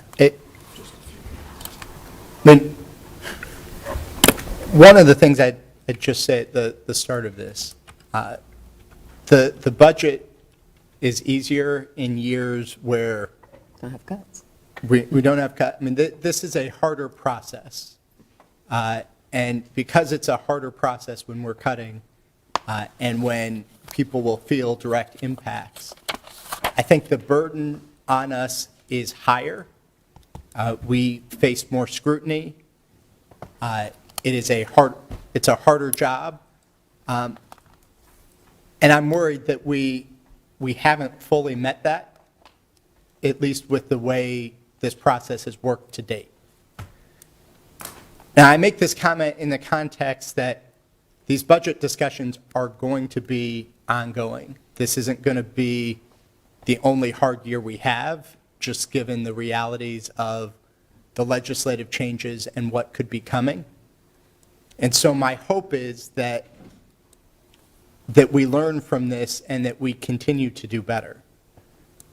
One of the areas where I'm most frustrated about this process, and maybe some of it, even though I've been on the council and this is my seventh or eighth time through this, my 8th time through this budget process, although 7th full-time,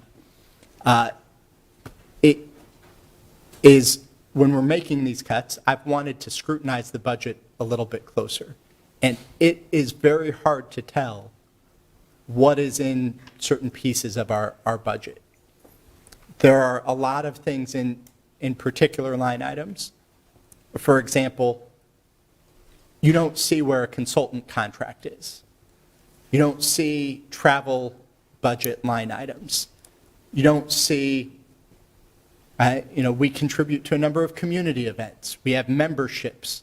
All of those things are the type of things that should be scrutinized and that the public should know what we're spending these dollars on. So if they have input and feedback, they can provide it.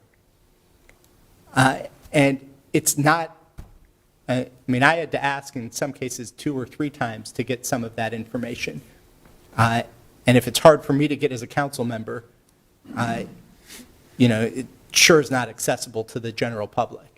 And I would like to see us improve accountability and transparency on those items, because if we're going to have future hard conversations, the public and those in the public who want to weigh in and try and help us solve problems, because oftentimes when we say, well, the proposal's to cut from here, if you don't like it, where would you cut from?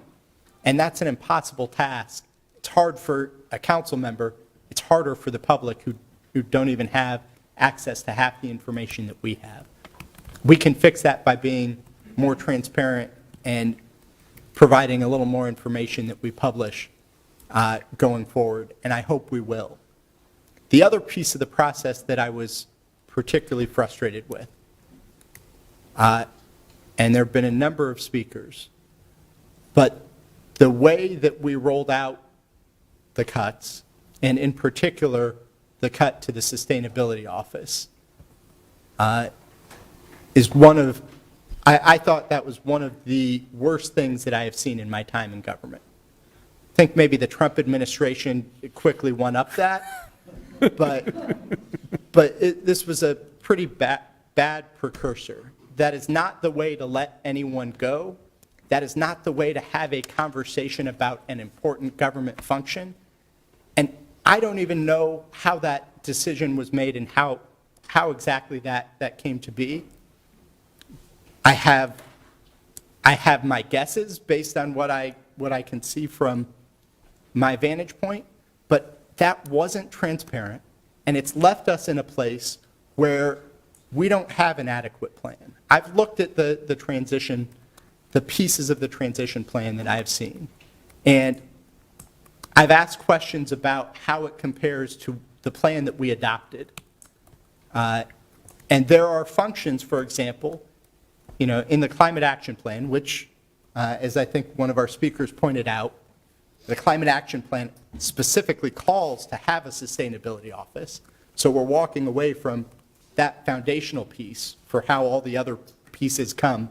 We skipped that sustainability office, and now we're going to the piece that's supposed to support the sustainability office.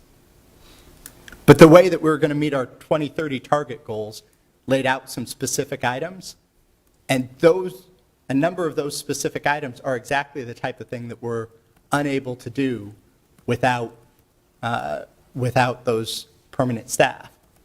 So I'm concerned that, and I have not seen anything in this process that has identified how we're going to be anywhere near where we were and how we're going to stay on track going forward. So my hope is, as this process piece is an ongoing, hopefully an ongoing thing that we improve, my hope when we talk about coming back with these, 40%, which is, I think if the budget is 280, technically that's 112,000, we'll give you the plus or minus. But my hope is that that next step in the process will be more transparent, that we will see those plans, that we will have time to digest it and get public input, and that there will be robust discussion rather than small group discussions and a decision made behind closed doors. I hope we'll be more transparent there. We have an immediate opportunity to demonstrate a commitment to transparency and an improved process, and I hope we will.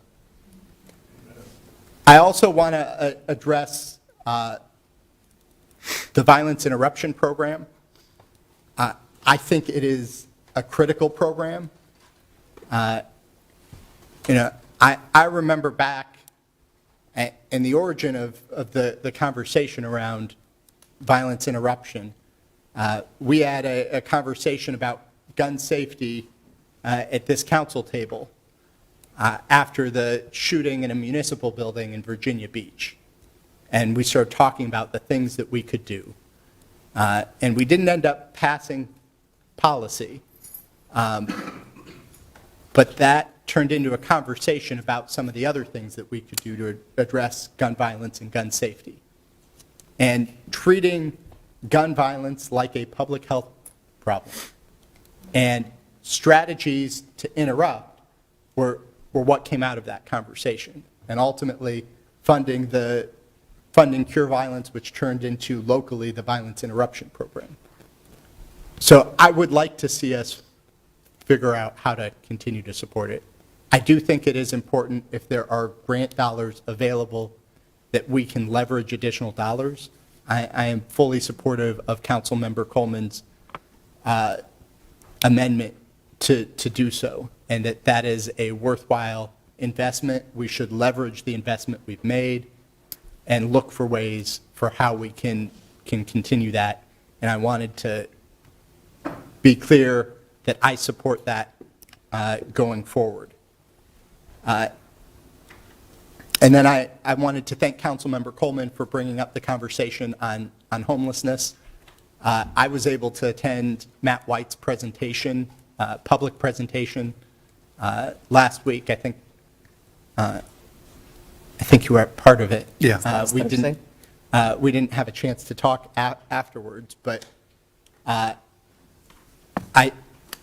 Matt White is a really sharp expert, and the process has been, I've only been able to see a couple public presentations, so I've not been a piece of that, but what I've learned from just those presentations sounds like the process has been pretty comprehensive, and there are a lot of good strategies identified. There's a lot of dollars that will be necessary to effectively implement them. But that's going to deserve serious discussion from this council, and so I'm glad that was elevated here tonight, and I support having that conversation.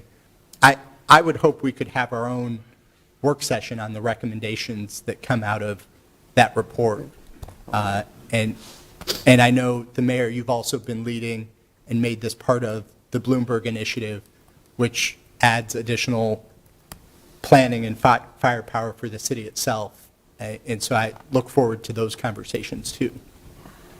So that's what I hope. My biggest hope is that we add more transparency to this process going forward, so that council and public alike know the direction that this is headed. And if we've got future tough budget years, that we be more transparent and start earlier in sharing what we know is coming.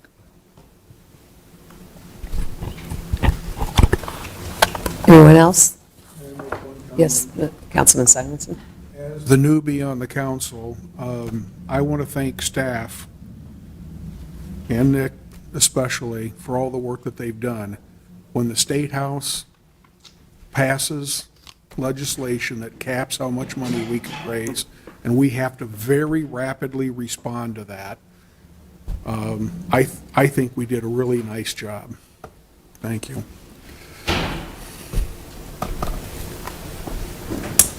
Anyone else want to speak? I want to thank again the staff and everyone. This is not easy, and this is the first time in 12 years that we've had to do a cut.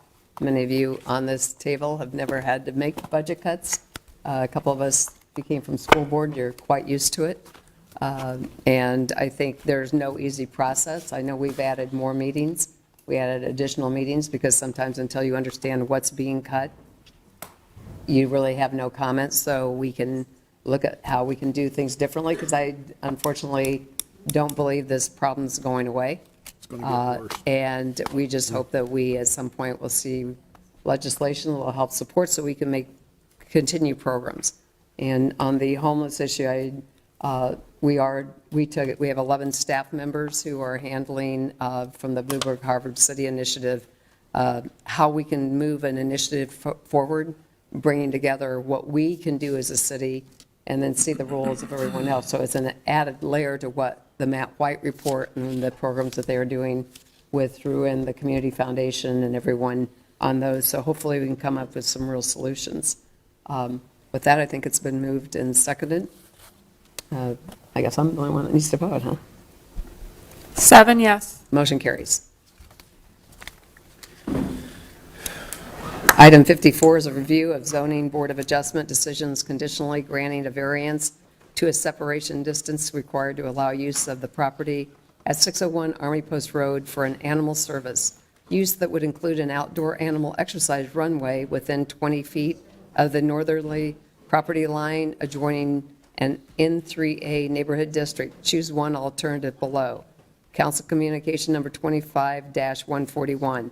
A, the City Council remands the decision and order to the Zoning Board of Adjustment for further study. The effective date of the board's decision will be deferred for 30 days from the date of this remand. B, is the City Council takes no action to review the decision and order. The decision of the board will become final on April 30th, 2025. C, the City Council declines to remand the decision to the Zoning Board of Adjustment. The decision of the board becomes final on this date. Mayor, thank you. I know they went to the Board of Adjustment. We will, I'm very supportive of this. We will go with C, so the board's decision will be final as of today. So I recommend to my colleagues to vote yes on C. 54C. Okay. 54C. Moved and seconded. I don't know who seconded it. Ja. Well, somebody over there. Thank you. 7 yes. Motion carries. Item 55, amending Chapter 98 of the Municipal Code relating to charges for solid waste collection service, Council Communication Number 25-144. A is final consideration of ordinance above. Waiver requested by Nicholas Shaw. Finance Director requires 6 votes. I'll move it to one time also. I'll second it. Talk almost as long. Moved and seconded, please vote. 7 yes. Motion carries. 56, amending Chapter 118 of the Municipal Code relating to sewer service charges. Council Communication Number 25-144. A is final consideration of the ordinance above. Waiver requested by Nicholas Shaw. Finance Director requires 6 votes. I'll move it. Really important that we take care of this. Second. It's been moved and seconded. Please vote. 7 yes. Motion carries. Item 57 is amending Chapter 114 of the Municipal Code regarding traffic regulation changes as follows. Council Communication Number 25-134. A is parking modification at Walnut Street between 9th Street to 10th Street. I'll move item 57 and 57A, in pursuant to Rule 42A, would waive the second and third reading. Second. It's been moved and seconded. Please vote. 7 yes. Motion carries. Item 58, items regarding the City Council Ethics Code. We will be dealing with A, right? Yes. Yes. Waiving privilege limited to the first paragraph on page 6 of a confidential legal opinion to Councilmember Voss, written October 28, 2024, and directing the City Council or City Clerk to provide copies of the paragraph to the media and the public upon request. And I will move item 58A. I think this goes to, again, the questions of transparency, and I think it's, we've had a decent amount of discussion, but I don't think the public can fully understand it without seeing this small excerpt to know the implications for our current policy. So I'd like to see us be transparent in this way. I think it's an important step that we can take, and I hope there's support for this item. Madam Mayor, just real quick. Waiving a privilege from a confidential legal opinion is setting a horrible precedence. Now, the conflict of interest code was developed by you and the mayor because of some funding that my restaurant was applying for because it was available. And you guys decided to come up with an ethics code of some type of transparency. Now we want to release some type of confidential legal opinion that he is our attorney, giving us legal opinions through a whole entire process. I won't support this at all. I'm completely fine with transparency. I'm completely fine looking at the ethics code if that's what you guys wanted to do. But to start releasing confidential legal opinions sets a really bad precedent sitting up here. So we can do whatever we want, but I won't support that. I will be voting no for that.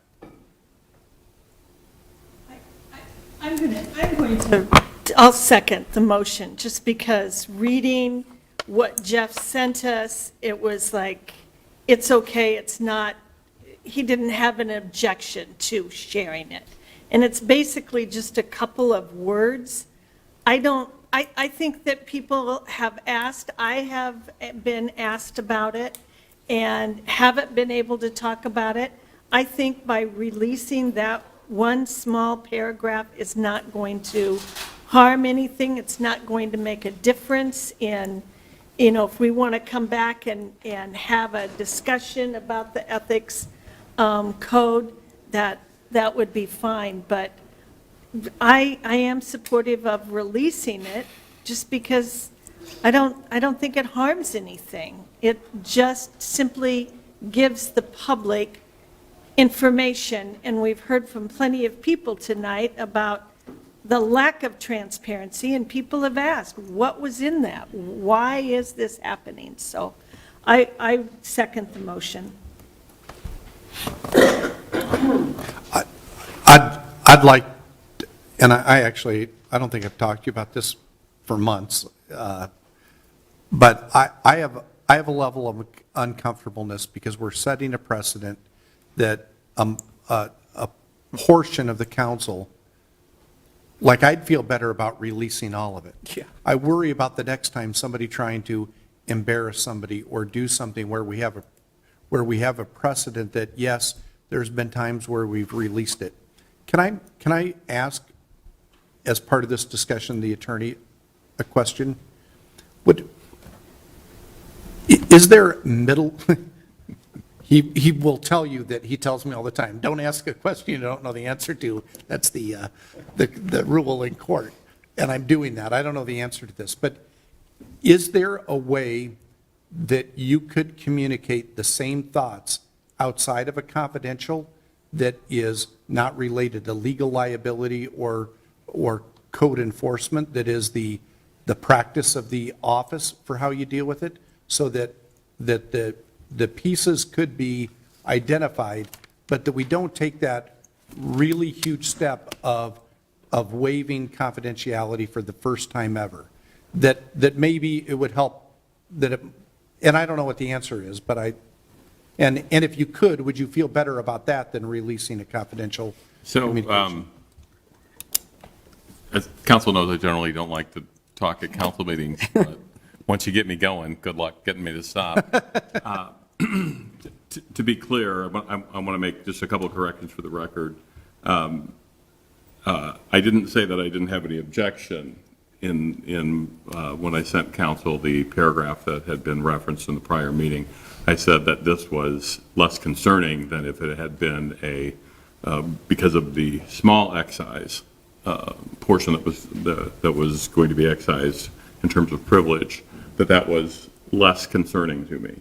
I don't expect that I'll ever be enthusiastically recommending to council that they waive attorney-client privilege, precisely because of the precedent that you're talking about. The other thing I want to make clear is this has only, I've been city attorney now 14 years. My anniversary is last week. Sorry. Congratulations. Thank you. Thank you. Didn't say that to get anything. I just wanted to remind everybody this has happened twice now. This would be the second time in 14 years. It did actually happen 10 or 11 years ago, where an opinion was waived, and we didn't recommend that time either, just because of maintaining the privilege.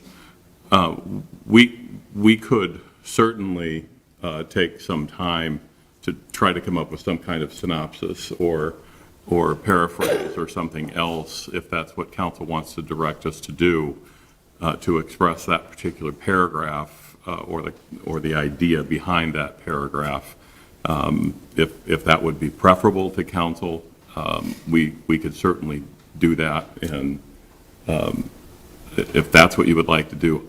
But this is a relatively small section. So again, it's much less concerning than if it was litigation strategy or something like that. I think I think it's a wrong precedent to set. I think the reason you want the release is being asked for is to justify why we want to change the policy, which we've said we will review the policy. And I think it can be brought up in context of when we do review the policy. But I think it's more of a justification of why should we review it, because we want to make it not as difficult to vote on certain things.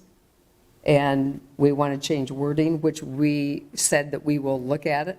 But I don't think we need to release confidential information to do that. We can do that when we discuss the policy changes. So. Yeah, just to add a little further context. The reason, and I tried to be narrow as possible, and I picked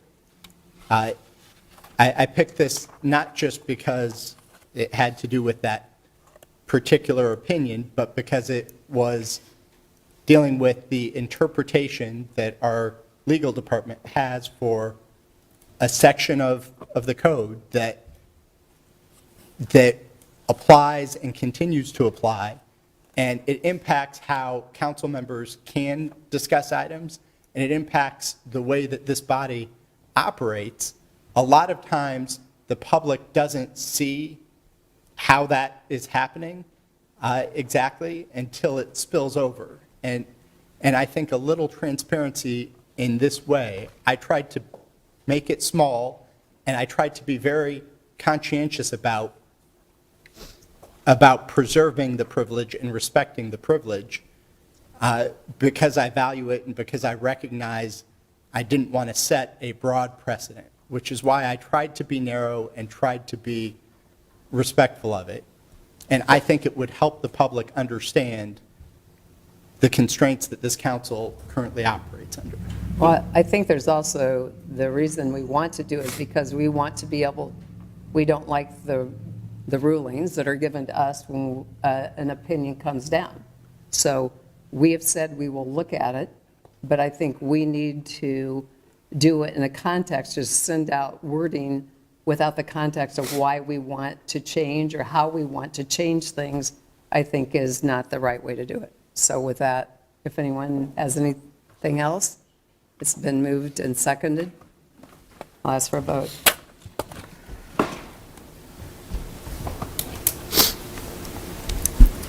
Three yes, 4 no. Motion fails. The next item is a request to speak from our citizens. We provide speakers under the public speaking portion the opportunity to address the council for up to 3 minutes each for up to 20 speakers for a total of 1 hour agenda. Speakers will be called forward individually, and we ask everyone to please state their name and address or ward prior to providing comments. Please keep comments germane and avoid references to personalities or character attacks, as those types of comments do not contribute to the purpose for which this public forum exists. As a reminder to the council and the public, this public speaking time is to hear your comments, and if there is a need to follow up, we will get to that after, we'll either get to appropriate staff or council members and follow up after the meeting. And thank you for your comments and your support of Des Moines. So the first speaker is Andrew Roberts.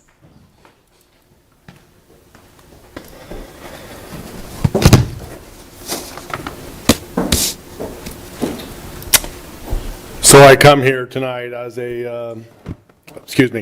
Roberts, business manager with the Plumbers and Steam Fitters, Ward 3, 2501 Bell Avenue.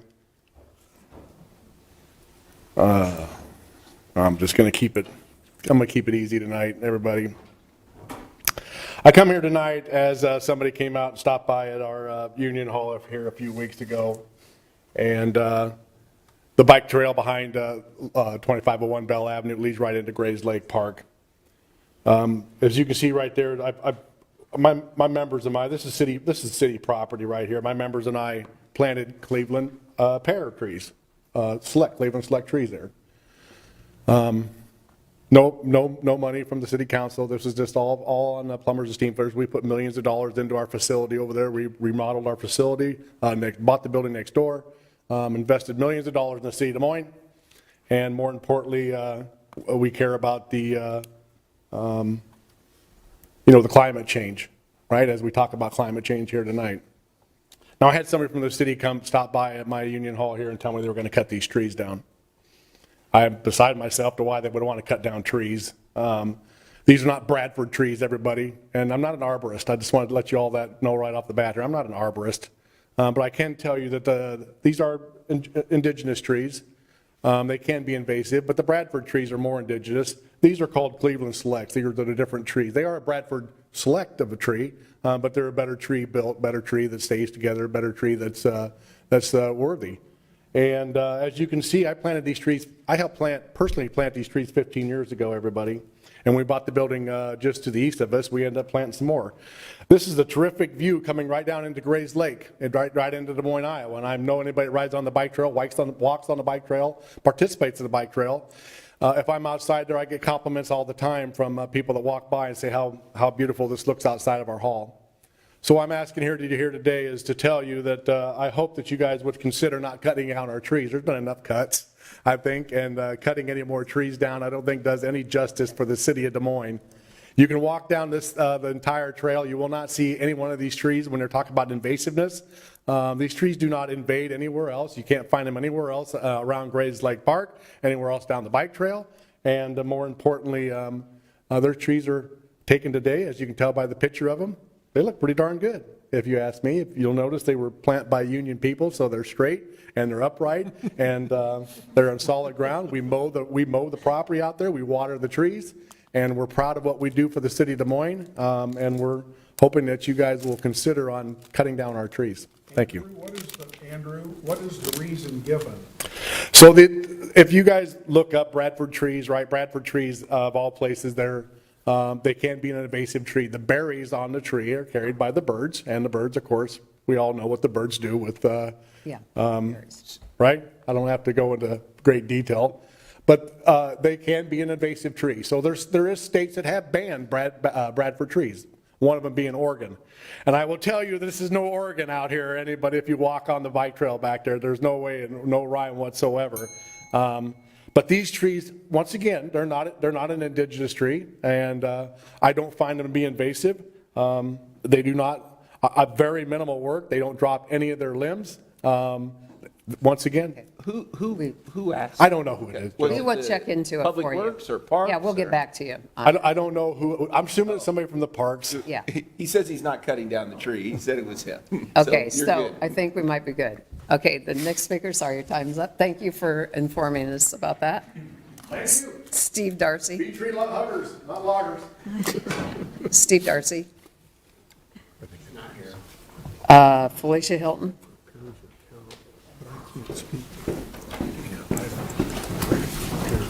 Felicia Hilton, Oak Park neighborhood. Wanted to talk about the budget cuts. Glad to see that there were some things that were spared in the budget. I have been watching from afar. I travel 3 states, so it's hard for me to participate in a lot of this stuff. But, I just wanted to come tonight because it saddens me that we have to make these decisions. And it's obviously getting worse with what we're dealing with economically. But I also say that because, we do need to have a broader vision as a city. Right now, our members, carpenters, building trades, we're building a beautiful new terminal. But when you drive out of that new terminal, you don't see any new development. And we had an opportunity with ARPA money, with a ton of investment for COVID economic recovery. And when you look at places where there is that investment from the federal government, it looks as though we didn't really follow suit. So it is disappointing to see the economy taking this turn right when we're getting ready to open and have a beautiful airport, and people drive out and see pretty much a gas station, a car lot, I don't know. But we could make around the airport a real district, an airport district, where the people that are coming in can stay, can play, can do things, have activities, to where we actually generate a tax base of revenue versus austerity and cuts. This is not going to help working people at all. More austerity. You look at Wells Fargo Arena. I moved here in 2012. I loved the city. It was a small city, it was a small town trying to be a big city to me, where I'm from. And I had a lot of hopes for the city.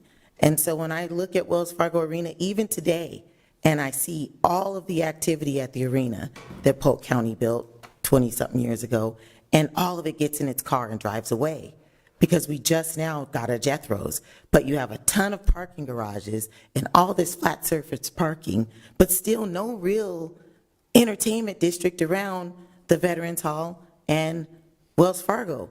And I think between the soccer stadium, I don't know what happened to that, the water park or sports park on the Des Moines River, I don't know what happened to that, but all of these things would have helped us sustain whatever is coming, because we actually need the cities right now to be real defenders of people, especially economically. So to see these things just kind of not happen when we were really in a boom, and we could have had a boon from all of these things. And now we're going to open up this beautiful airport. in the middle of federal austerity, which is going to lead to the counties Thank you. and the cities. Ko Abdul Samad.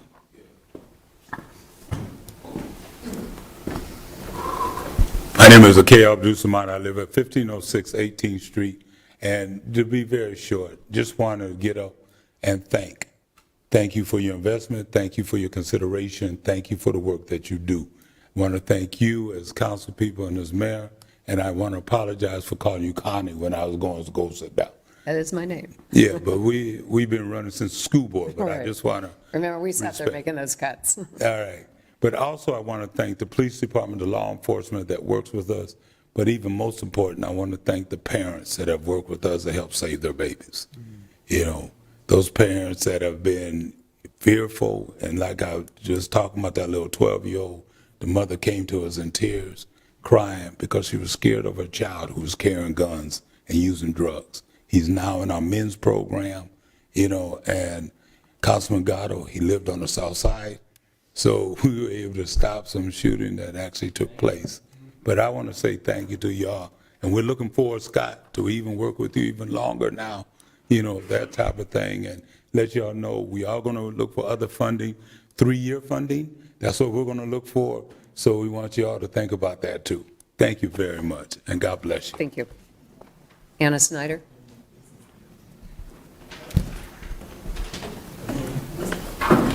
Hi, council members. Anna Snyder, I live in Ward 1. I wasn't going to speak again because I didn't realize I didn't have to speak up for that first part. Yeah. But I do have something to say based on what Councilmember Coleman said.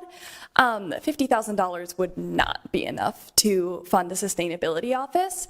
As somebody who is an aspiring sustainability professional, that isn't really even a salary I would accept as an entry-level position. And I think that you should be able to give a sustainability manager a full salary and also not hire somebody entry-level to be your sole sustainability manager for the city of Des Moines.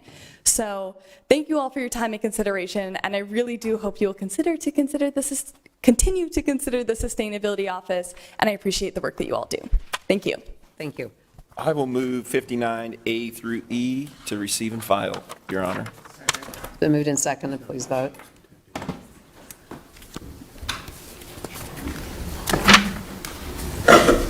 Seven yes. Motion carries. With that, is there a motion to adjourn? Is there a second? Second. It's been moved and seconded. Voice vote. All in favor? Aye. Aye. We are adjourned. Thank you.